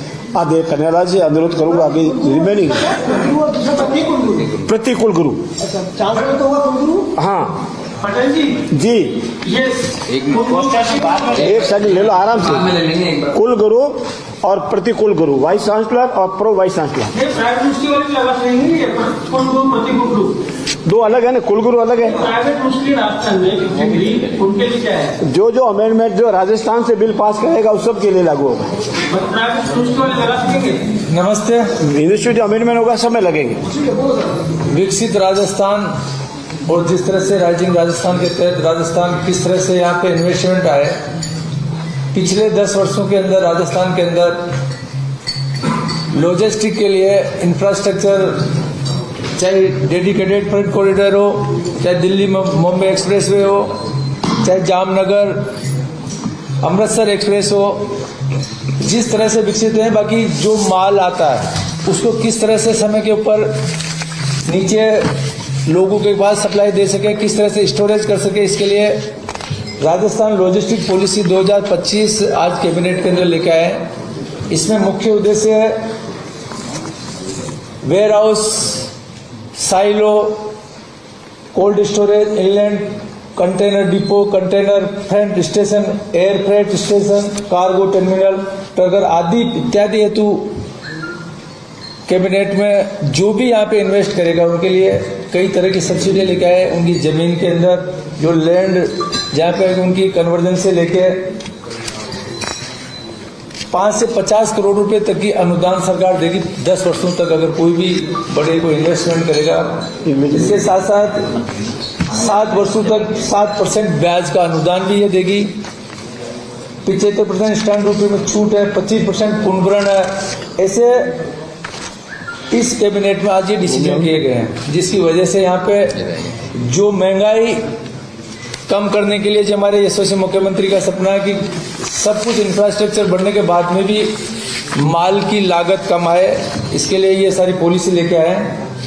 आज राजस्थान में जिस तरह से युवाओं का भविष्य है, 28% आज राजस्थान की पॉपुलेशन में युवाओं की भागीदारी है 19 से 35 साल तक। इनका किस तरह से जो एक बेरोजगारी बहुत ज्यादा समस्या है, समय पे उनका काउंसलिंग नहीं होने की वजह से उसको क्या करना है, किस सेक्टर में उसको जाना है, इसके लिए इस पॉलिसी के तहत आज इस मंत्रिमंडल के अंदर जिस तरह से बजट 2024-25 में मुख्यमंत्री जी ने घोषणा की थी युवा नीति लाने की, आज इसका ड्राफ्ट कैबिनेट में आया गया। विधानसभा में ये भी बिल पास करेंगे। जिस तरह से बच्चे के अंदर किस तरह से अच्छी एजुकेशन हो, उसका अच्छा कौशल हो, स्वास्थ्य, रोजगार, उसको क्या आइडिया है, किस तरह से आज हरित राजस्थान में किस तरह से उसकी भागीदारी नहीं, इसके लिए स्टेट से लेके जिले से लेके ब्लॉक से लेके हर पंचायत सेक्टर पे वहां का जो ग्राम सचिव से लेके उस किस तरह से बच्चों की काउंसलिंग हो, कि ये पॉलिसी के तहत इसमें भी हमारी सरकार काम करने जा रही है। आज कैबिनेट में ये भी डिसीजन किया है, इसमें आने वाले समय के अंदर राजस्थान में हमारे युवाओं का किस तरह से भविष्य उज्जवल हो, किस तरह से उनको आगे बढ़ाने उनकी भागीदारी, ये भी आज इसमें हुआ। कार्मिक कल्याण विभाग में राजस्थान उद्योग विभाग के अंदर कर्मचारी को चौथी पदोन्नति कैसे मिले, इसके लिए भी आज इसमें अमेंडमेंट है। अतिरिक्त आयुक्त उद्योग वाणिज्य का पद सृजित किया जाएगा, ये भी आज इसमें डिसीजन किया गया है। इसके साथ साथ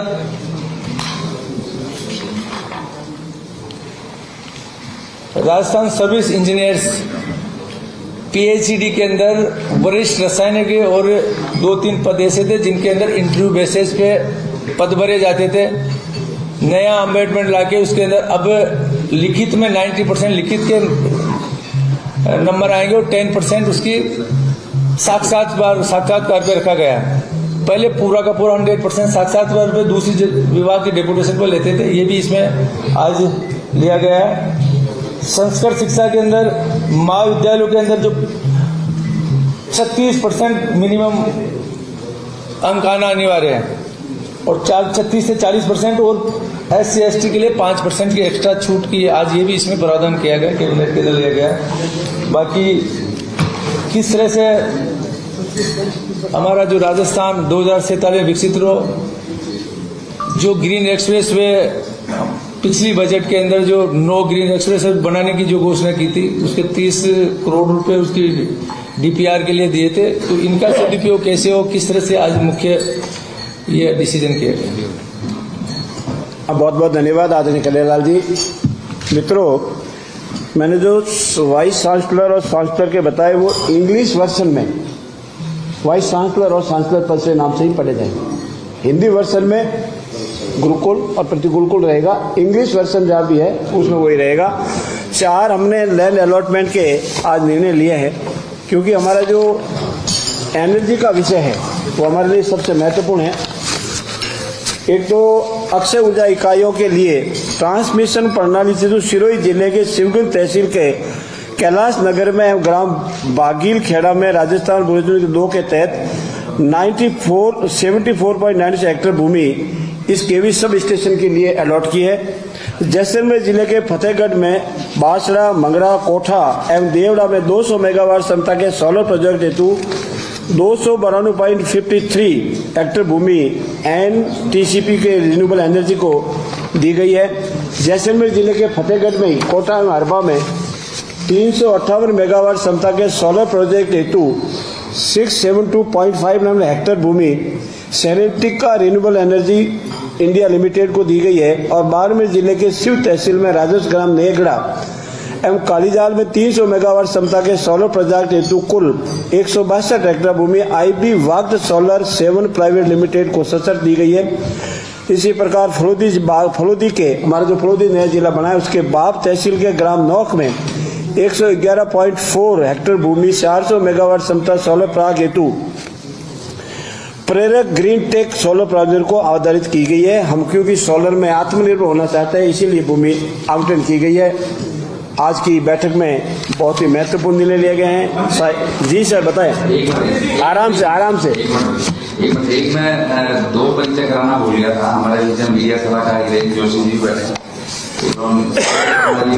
डीए किया कि हमारे साथ में अब कोई किसान ये यूनिवर्सिटी ने प्रोविजन किया है हिंदी में कुलगुरु प्रतिगुरु को लिखेंगे, तो इसके लिए जो हर यूनिवर्सिटी का बिल आया है सरकार में, तो उन बिल में अमेंडमेंट होगा या कैसे एक दिन से सारे हो जाएगा? हर यूनिवर्सिटी का हम इसमें ये जो प्रोविजन लिया गया है, इसके बाद विधिवत सभी यूनिवर्सिटीज में अमेंडमेंट के द्वारा धीरे धीरे सब में करेंगे। आइंदा क्वेश्चन।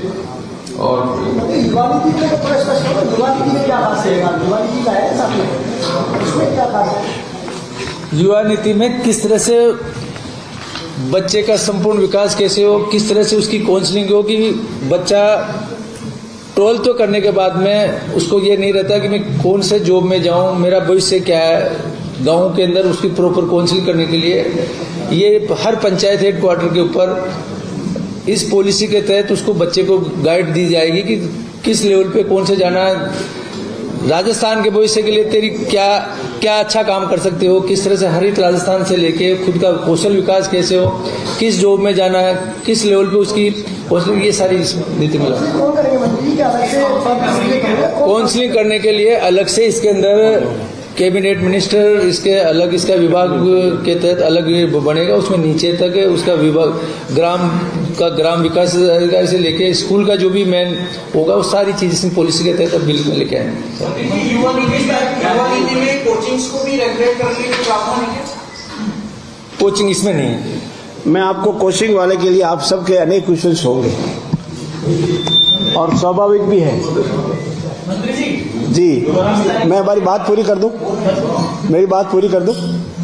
देखिए हमारे सबके लिए बहुत ही संवेदनशील इशू है।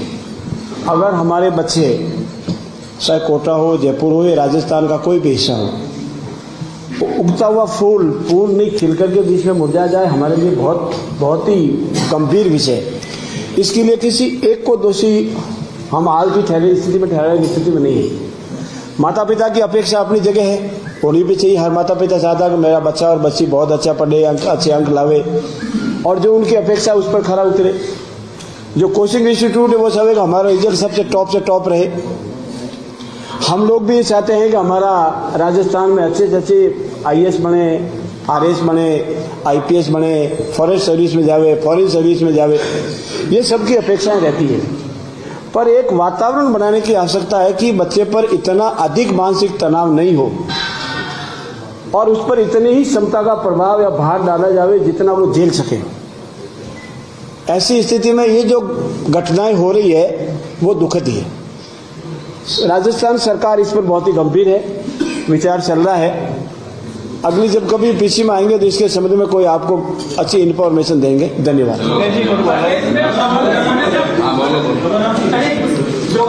कंफ्यूजन वाला सवाल बताएं, क्लियर कर दें। राजस्थान में 63 प्राइवेट यूनिवर्सिटी है, 73 प्राइवेट यूनिवर्सिटी है।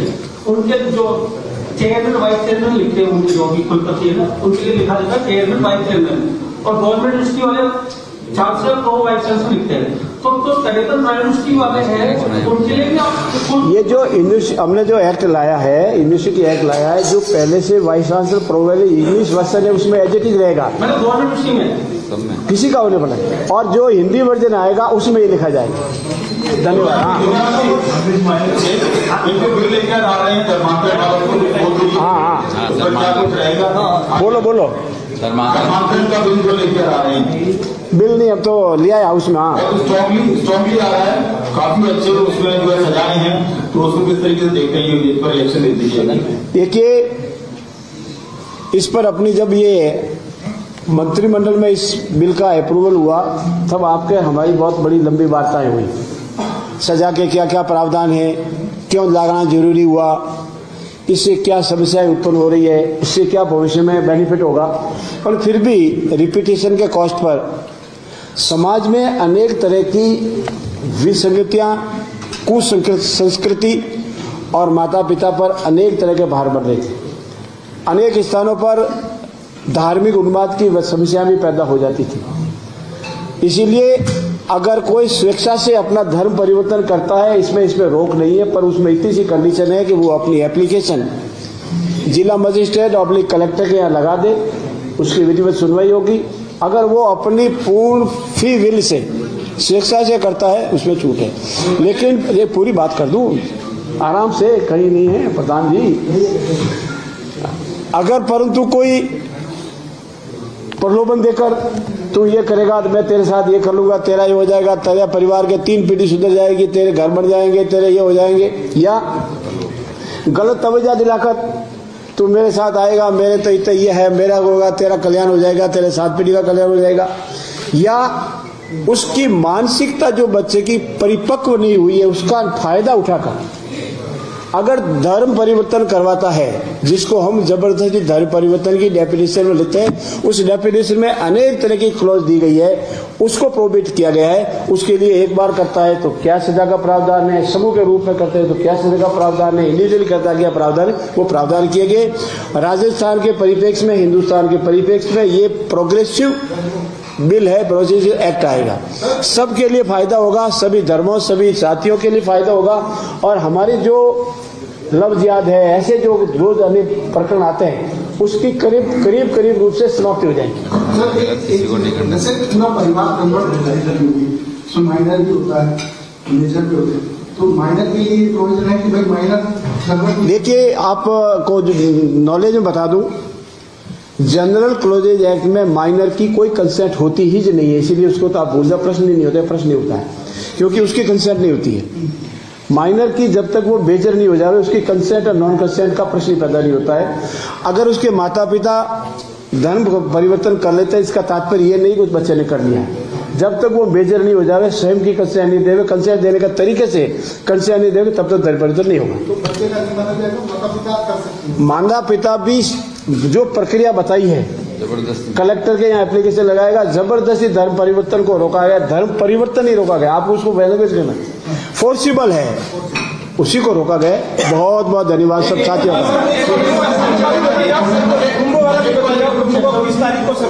देखिए, संसार में मेरा सभी साथियों से अनुरोध है, अनेक मेले होते हैं, अनेक त्योहारों पर मेले होते हैं, लेकिन हिंदुस्तान के इतिहास में 142 साल बाद में ऐसा संयोग आया है। 144 साल, एक में भी करेक्ट, 144 साल बाद में ऐसा संयोग आया है। आप कल्पना कीजिए और योगी जी और मोदी जी सरकार को धन्यवाद दीजिए कि 4 करोड़ 5 करोड़ और राजस्थान की जीती जनता 8 करोड़ है, उसकी एक साथ एक स्थान पर एकत्रित हो जावे, फिर भी वो पूरी व्यवस्था करने का प्रयास कर रहे हैं और व्यवस्था हो रही है। जो जाके आ रहे हैं वो कह रहे हैं, मैं तो अभी नहीं गया।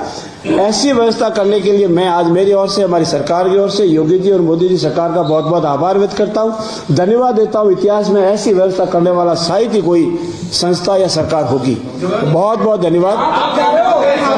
हम 8 तारीख को धन्यवाद। सरकार पूरी जाएगी। सभी अल्पाहार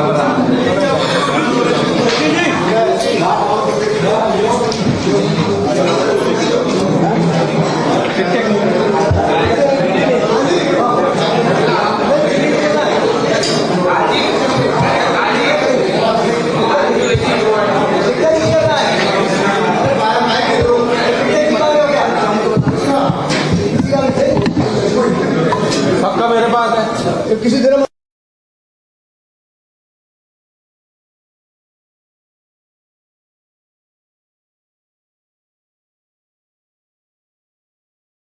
सब डिवीजन करने का राइट नहीं है, रिको को फर्दर सब लीज देने का अधिकार नहीं है, डिवीजन का अधिकार नहीं है।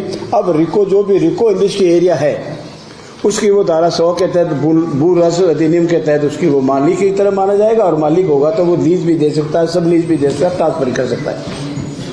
ये महत्वपूर्ण अमेंडमेंट है। और साथ ही साथ आज हमने एक शिक्षा के संबंध में भी, क्योंकि हम लोग सब भारतीय हैं, हम उस गुरुकुल परंपरा से आए हैं, जिस परंपरा हमारे यहाँ गुरुकुल माना जाता था, गुरुकुल हुआ करता था, और हम विश्व में विश्व गुरु के नाम से माने जाते थे। हमारे बड़े बड़े आश्रम होते थे, गुरुजी होते थे, पढ़ाते थे और उसकी एक परंपराएं थी।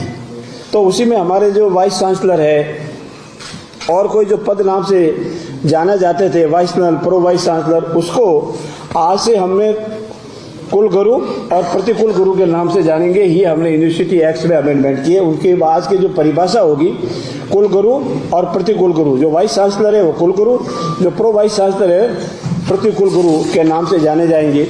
ये मोटे मोटे रूप में आज कैबिनेट ने अप्रूव किए हैं।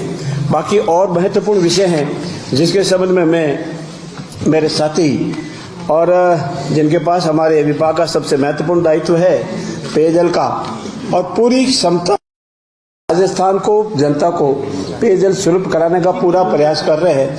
आदेय कन्यालाल जी अनुरोध करूंगा आगे रिमेनिंग प्रतिकुल गुरु। अच्छा, चांसलर तो हुआ कुलगुरु। हाँ पटेल जी, जी, ये एक सेकंड ले लो आराम बाद में ले लेंगे एक से। बार। कुल गुरु और प्रतिकुल गुरु, वाइस चांसलर और प्रो वाइस चांसलर, ये प्राइवेट यूनिवर्सिटी वाली भी आवाज नहीं है। कुलगुरु प्रतिकुल दो अलग है ना, कुलगुरु अलग है। प्राइवेट यूनिवर्सिटी राजस्थान में डिग्री उनके लिए क्या है? जो जो अमेंडमेंट जो राजस्थान से बिल पास करेगा उस सब के लिए लागू होगा। प्राइवेट यूनिवर्सिटी वाले लगा सकेंगे? नमस्ते। यूनिवर्सिटी अमेंडमेंट होगा, समय लगेंगे। विकसित राजस्थान और जिस तरह से राइजिंग राजस्थान के तहत राजस्थान किस तरह से यहाँ पे इन्वेस्टमेंट आए, पिछले 10 वर्षों के अंदर राजस्थान के अंदर लॉजिस्टिक के लिए इंफ्रास्ट्रक्चर, चाहे डेडिकेटेड फ्रेट कॉरिडोर हो, चाहे दिल्ली मुंबई एक्सप्रेसवे हो, चाहे जामनगर अमृतसर एक्सप्रेस हो, जिस तरह से विकसित है। बाकी जो माल आता है उसको किस तरह से समय के ऊपर नीचे लोगों के पास सप्लाई दे सके, किस तरह से स्टोरेज कर सके, इसके लिए राजस्थान लॉजिस्टिक पॉलिसी 2025 आज कैबिनेट के अंदर लेके आए। इसमें मुख्य उद्देश्य है warehouse, silo, cold storage, inland container depot, container freight station, air freight station, cargo terminal, ट्रगर आदि इत्यादि हेतु कैबिनेट में जो भी यहाँ पे इन्वेस्ट करेगा उनके लिए कई तरह की सब्सिडी लेके आए। उनकी जमीन के अंदर जो लैंड जहाँ पे उनकी कन्वर्जन से लेके 5 से 50 करोड़ रुपए तक की अनुदान सरकार देगी 10 वर्षों तक, अगर कोई भी बड़े को इन्वेस्टमेंट करेगा। इसके साथ साथ 7 वर्षों तक 7% ब्याज का अनुदान भी ये देगी। 75% स्टैंड ड्यूटी में छूट है, 25% पुनर्भरण है। ऐसे इस कैबिनेट में आज ये डिसीजन किए गए हैं, जिसकी वजह से यहाँ पे जो महंगाई कम करने के लिए जो हमारे यशस्वी मुख्यमंत्री का सपना है कि सब कुछ इंफ्रास्ट्रक्चर बनने के बाद में भी माल की लागत कम आए, इसके लिए ये सारी पॉलिसी लेके आए हैं। आज राजस्थान में जिस तरह से युवाओं का भविष्य है, 28% आज राजस्थान की पॉपुलेशन में युवाओं की भागीदारी है 19 से 35 साल तक।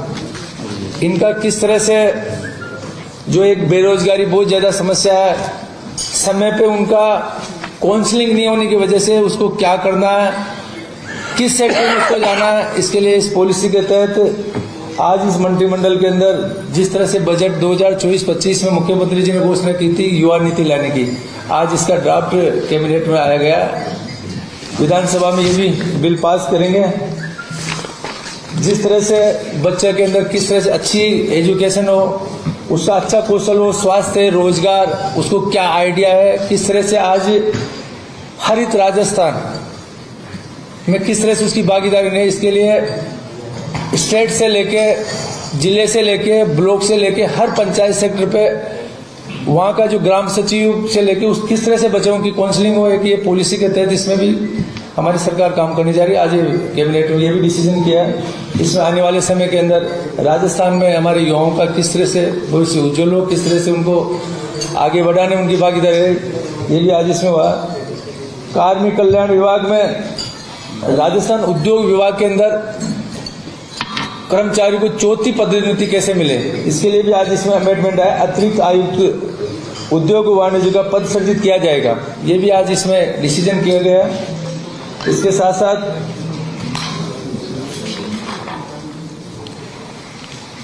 राजस्थान सर्विस इंजीनियर्स पीएचईडी के अंदर वरिष्ठ रसायन के और 2-3 पद ऐसे थे जिनके अंदर इंटरव्यू बेसिस पे पद भरे जाते थे। नया अमेंडमेंट लाके उसके अंदर अब लिखित में 90% लिखित के नंबर आएंगे और 10% उसकी साक्षात्कार पे रखा गया है। पहले पूरा का पूरा 100% साक्षात्कार पे दूसरी विभाग की डेपुटेशन पर लेते थे, ये भी इसमें आज लिया गया है। संस्कृत शिक्षा के अंदर महाविद्यालयों के अंदर जो 36% मिनिमम अंक आना अनिवार्य है और 36 से 40% और SC/ST के लिए 5% की एक्स्ट्रा छूट की आज ये भी इसमें प्रावधान किया गया, कैबिनेट के अंदर लिया गया है। बाकी किस तरह से हमारा जो राजस्थान 2047 विकसित हो, जो ग्रीन एक्सप्रेस वे पिछली बजट के अंदर जो 9 ग्रीन एक्सप्रेस बनाने की जो घोषणा की थी उसके 30 करोड़ रुपए उसकी DPR के लिए दिए थे, तो इनका सदुपयोग कैसे हो, किस तरह से आज मुख्य ये डिसीजन किया गया। बहुत बहुत धन्यवाद आदरणीय कन्हैयालाल जी। मित्रों, मैंने जो वाइस चांसलर और चांसलर के बताए वो इंग्लिश वर्जन में वाइस चांसलर और चांसलर पद से नाम से ही पढ़े जाएंगे। हिंदी वर्जन में गुरुकुल और प्रतिगुरुकुल रहेगा, इंग्लिश वर्जन जहाँ भी है उसमें वही रहेगा। 4 हमने लैंड अलॉटमेंट के आज निर्णय लिए हैं क्योंकि हमारा जो एनर्जी का विषय है वो हमारे लिए सबसे महत्वपूर्ण है। एक तो अक्षय ऊर्जा इकाइयों के लिए ट्रांसमिशन प्रणाली से जो सिरोही जिले के शिवगंज तहसील के कैलाश नगर में ग्राम बागील खेड़ा में राजस्थान बुलेटिन 2 के तहत 74.96 हेक्टेयर भूमि इस केवी सब स्टेशन के लिए अलॉट की है। जैसलमेर जिले के फतेहगढ़ में बासड़ा, मंगरा, कोठा एवं देवड़ा में 200 मेगावाट क्षमता के सोलर प्रोजेक्ट हेतु 292.53 हेक्टेयर भूमि NTCP के रिन्यूएबल एनर्जी को दी गई है। जैसलमेर जिले के फतेहगढ़ में कोटा एवं हरबा में 358 मेगावाट क्षमता के सोलर प्रोजेक्ट हेतु 672.59 हेक्टेयर भूमि सेनेटिक का रिन्यूएबल एनर्जी इंडिया लिमिटेड को दी गई है। और बाड़मेर जिले के शिव तहसील में राजस्व ग्राम नेगड़ा एवं कालीजाल में 300 मेगावाट क्षमता के सोलर प्रोजेक्ट हेतु कुल 162 हेक्टेयर भूमि IB वाग्ड सोलर 7 प्राइवेट लिमिटेड को सशर्त दी गई है। इसी प्रकार फलोदी के हमारा जो फलोदी नया जिला बना है उसके बाप तहसील के ग्राम नौख में 111.4 हेक्टेयर भूमि 400 मेगावाट क्षमता सोलर प्लांट हेतु प्रेरक ग्रीन टेक सोलर प्रोजेक्ट को अवधारित की गई है। हम क्योंकि सोलर में आत्मनिर्भर होना चाहते हैं इसीलिए भूमि आवंटन की गई है। आज की बैठक में बहुत ही महत्वपूर्ण निर्णय लिए गए हैं। जी सर बताएं। आराम से एक मैं 2 परिचय कराना भूल गया था। हमारे बीच में मीडिया सलाहकार हिरेन जोशी जी बैठे DA किया कि हमारे साथ में अब कोई किसान किया है हिंदी में लिखेंगे तो इसके लिए जो हर यूनिवर्सिटी का बिल आया सरकार में तो उन बिल में अमेंडमेंट होगा या कैसे एक बिल से सारे हो जाएगा हर यूनिवर्सिटी का? हम इसमें ये जो प्रोविजन लिया गया है इसके बाद विधिवत सभी यूनिवर्सिटीज में अमेंडमेंट के द्वारा धीरे धीरे सब में करेंगे। आइंदा क्वेश्चन और युवा नीति में थोड़ा स्पष्ट करो, युवा नीति में क्या खास रहेगा? युवा नीति का है साथ में, उसमें क्या खास है? युवा नीति में किस तरह से बच्चे का संपूर्ण विकास कैसे हो, किस तरह से उसकी काउंसलिंग हो कि बच्चा 12th तो करने के बाद में उसको ये नहीं रहता कि मैं कौन से जॉब में जाऊं, मेरा भविष्य क्या है।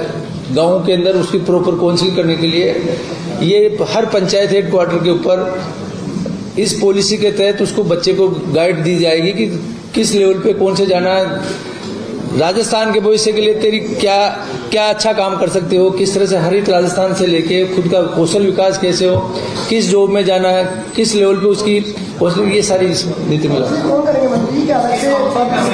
काउंसलिंग करने के लिए अलग से इसके अंदर कैबिनेट मिनिस्टर इसके अलग इसका विभाग के तहत अलग बनेगा। उसमें नीचे तक है उसका विभाग ग्राम विकास अधिकारी से लेके स्कूल का जो भी मेन होगा वो सारी चीज इसमें पॉलिसी के तहत बिल में लेके आएंगे। युवा नीति में कोचिंग्स को भी रेगुलेट करने के प्रावधान है क्या?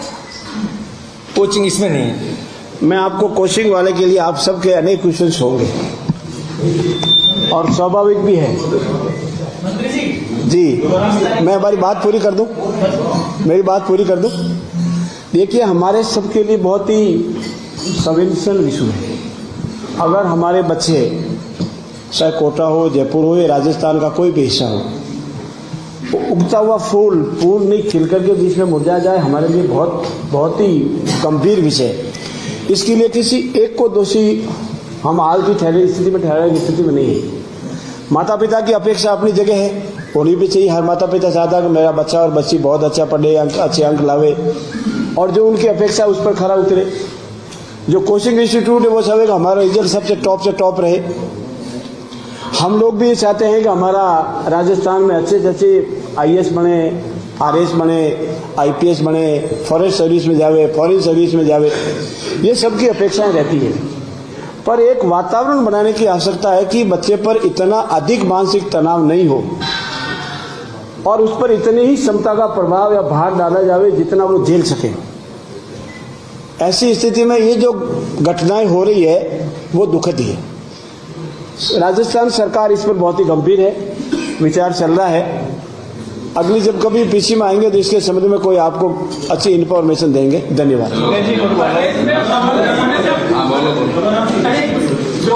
कंफ्यूजन वाला सवाल बताएं, क्लियर कर दें। राजस्थान में 63 प्राइवेट यूनिवर्सिटी है, 73 प्राइवेट यूनिवर्सिटी है।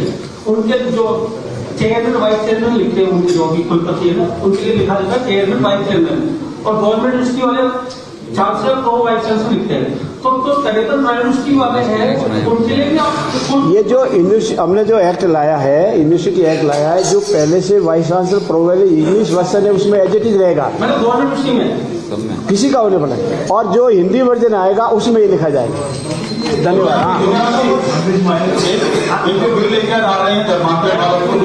हाँ, बोलो।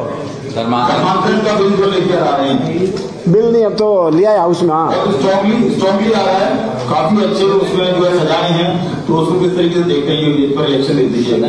देखिए, इस पर अपनी जब ये मंत्रिमंडल में इस बिल का अप्रूवल हुआ तब आपके हमारी बहुत बड़ी लंबी वार्ताएं हुई। सजा के क्या क्या प्रावधान है, क्यों लगाना जरूरी हुआ, इससे क्या समस्याएं उत्पन्न हो रही है, इससे क्या भविष्य में बेनिफिट होगा। पर फिर भी रिपीटेशन के कॉस्ट पर समाज में अनेक तरह की विसंगतियां, कुसंस्कृति और माता पिता पर अनेक तरह के भार बढ़ रहे थे। अनेक स्थानों पर धार्मिक उन्माद की समस्या भी पैदा हो जाती थी। इसीलिए अगर कोई स्वेच्छा से अपना धर्म परिवर्तन करता है, इसमें रोक नहीं है, पर उसमें इतनी सी कंडीशन है कि वो अपनी एप्लीकेशन जिला मजिस्ट्रेट और कलेक्टर के यहाँ लगा दे, उसकी विधिवत सुनवाई होगी। अगर वो अपनी पूर्ण फ्री विल से स्वेच्छा से करता है उसमें छूट है। लेकिन ये पूरी बात कर दूं आराम से, कहीं नहीं है प्रधान जी।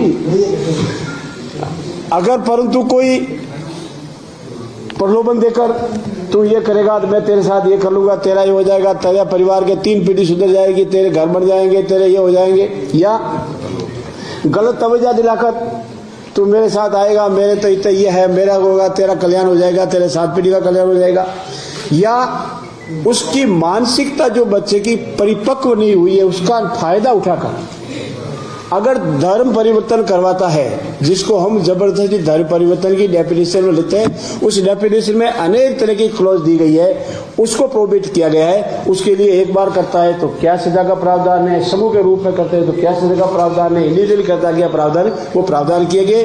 राजस्थान के परिप्रेक्ष्य में, हिंदुस्तान के परिप्रेक्ष्य में ये प्रोग्रेसिव बिल है, प्रोसीजर एक्ट आएगा, सबके लिए फायदा होगा, सभी धर्मों, सभी जातियों के लिए फायदा होगा। और हमारी जो लफ्ज याद है, ऐसे जो रोज अनेक प्रकरण आते हैं, उसकी करीब रूप से समाप्ति हो जाएगी। जैसे पूरा परिवार कन्वर्ट होगी, माइनर भी होता है, मेजर भी होते हैं, तो माइनर के लिए प्रोविजन है कि भाई माइनर। देखिए, आपको नॉलेज में बता दूं, जनरल क्लोजेज एक्ट में माइनर की कोई कंसेंट होती ही नहीं है, इसीलिए उसको तो आप भूल जाओ, प्रश्न ही नहीं होता है, प्रश्न नहीं होता है, क्योंकि उसकी कंसेंट नहीं होती है। माइनर की जब तक वो बेजर नहीं हो जाए, उसकी कंसेंट और नॉन कंसेंट का प्रश्न पैदा नहीं होता है।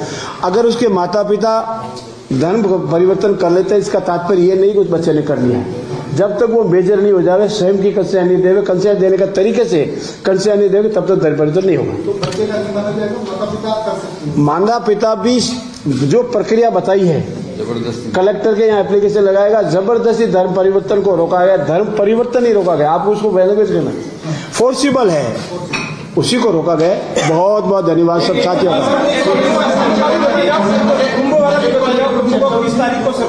देखिए, संसार में मेरा सभी साथियों से अनुरोध है, अनेक मेले होते हैं, अनेक त्योहारों पर मेले होते हैं, लेकिन हिंदुस्तान के इतिहास में 142 साल बाद में ऐसा संयोग आया है। 144 साल, एक में भी करेक्ट, 144 साल बाद में ऐसा संयोग आया है।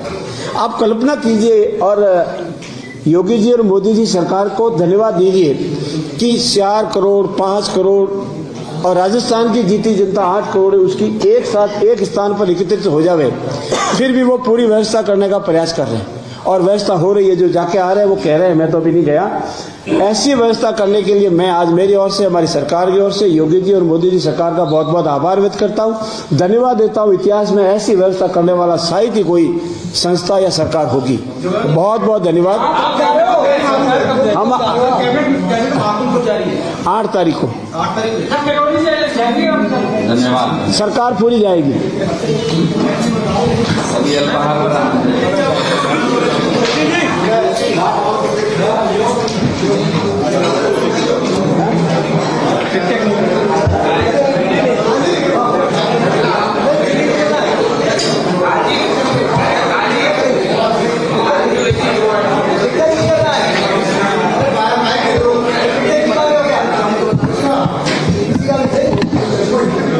सबका मेरे पास है। किसी दिन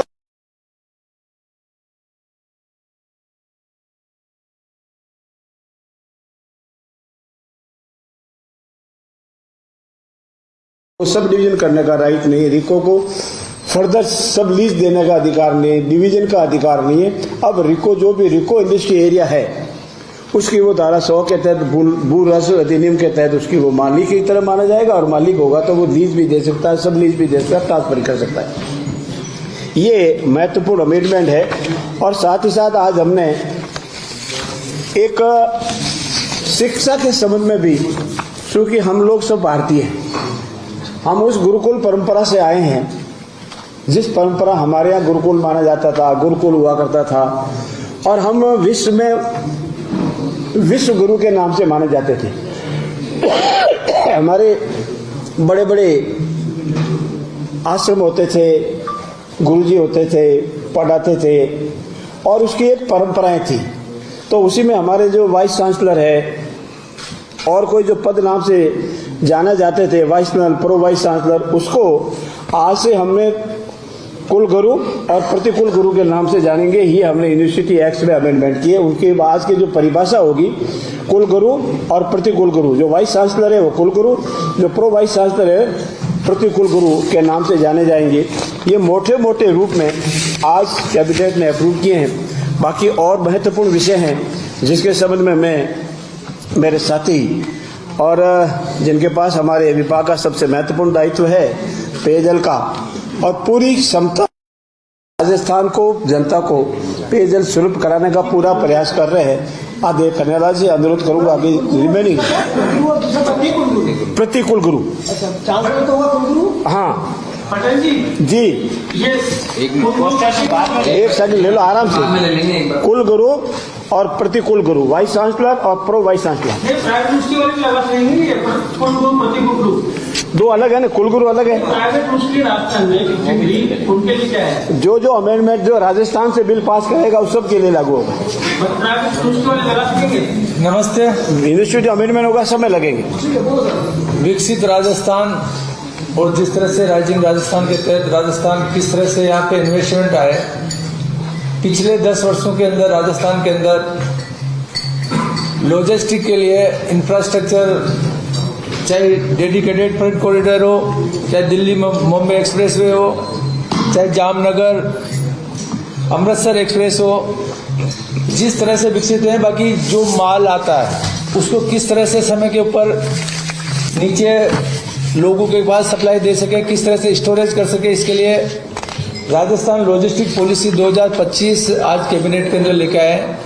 इसमें मुख्य उद्देश्य है warehouse, silo, cold storage, inland container depot, container freight station, air freight station, cargo terminal, ट्रगर आदि इत्यादि हेतु कैबिनेट में जो भी यहाँ पे इन्वेस्ट करेगा उनके लिए कई तरह की सब्सिडी लेके आए। उनकी जमीन के अंदर जो लैंड जहाँ पे उनकी कन्वर्जन से लेके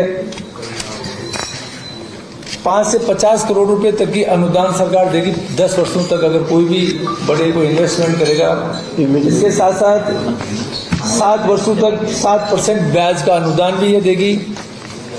75% स्टैंड ड्यूटी में छूट है, 25% पुनर्भरण है। ऐसे इस कैबिनेट में आज ये डिसीजन किए गए हैं, जिसकी वजह से यहाँ पे जो महंगाई कम करने के लिए जो हमारे यशस्वी मुख्यमंत्री का सपना है कि सब कुछ इंफ्रास्ट्रक्चर बनने के बाद में भी माल की लागत कम आए, इसके लिए ये सारी पॉलिसी लेके आए हैं।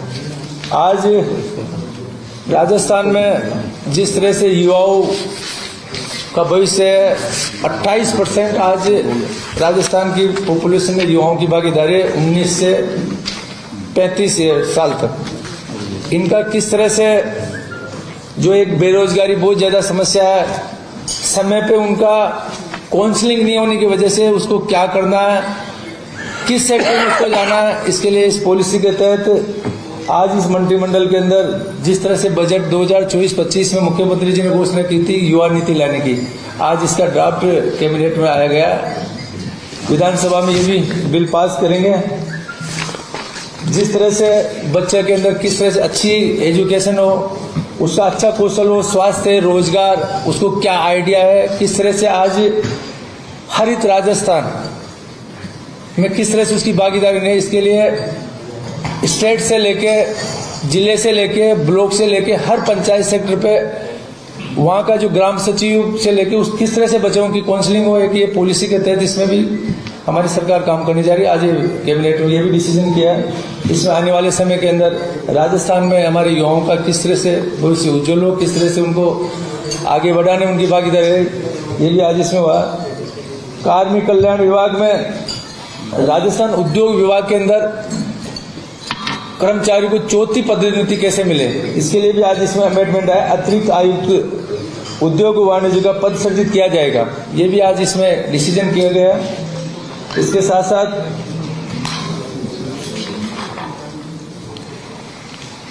राजस्थान सर्विस इंजीनियर्स PhD के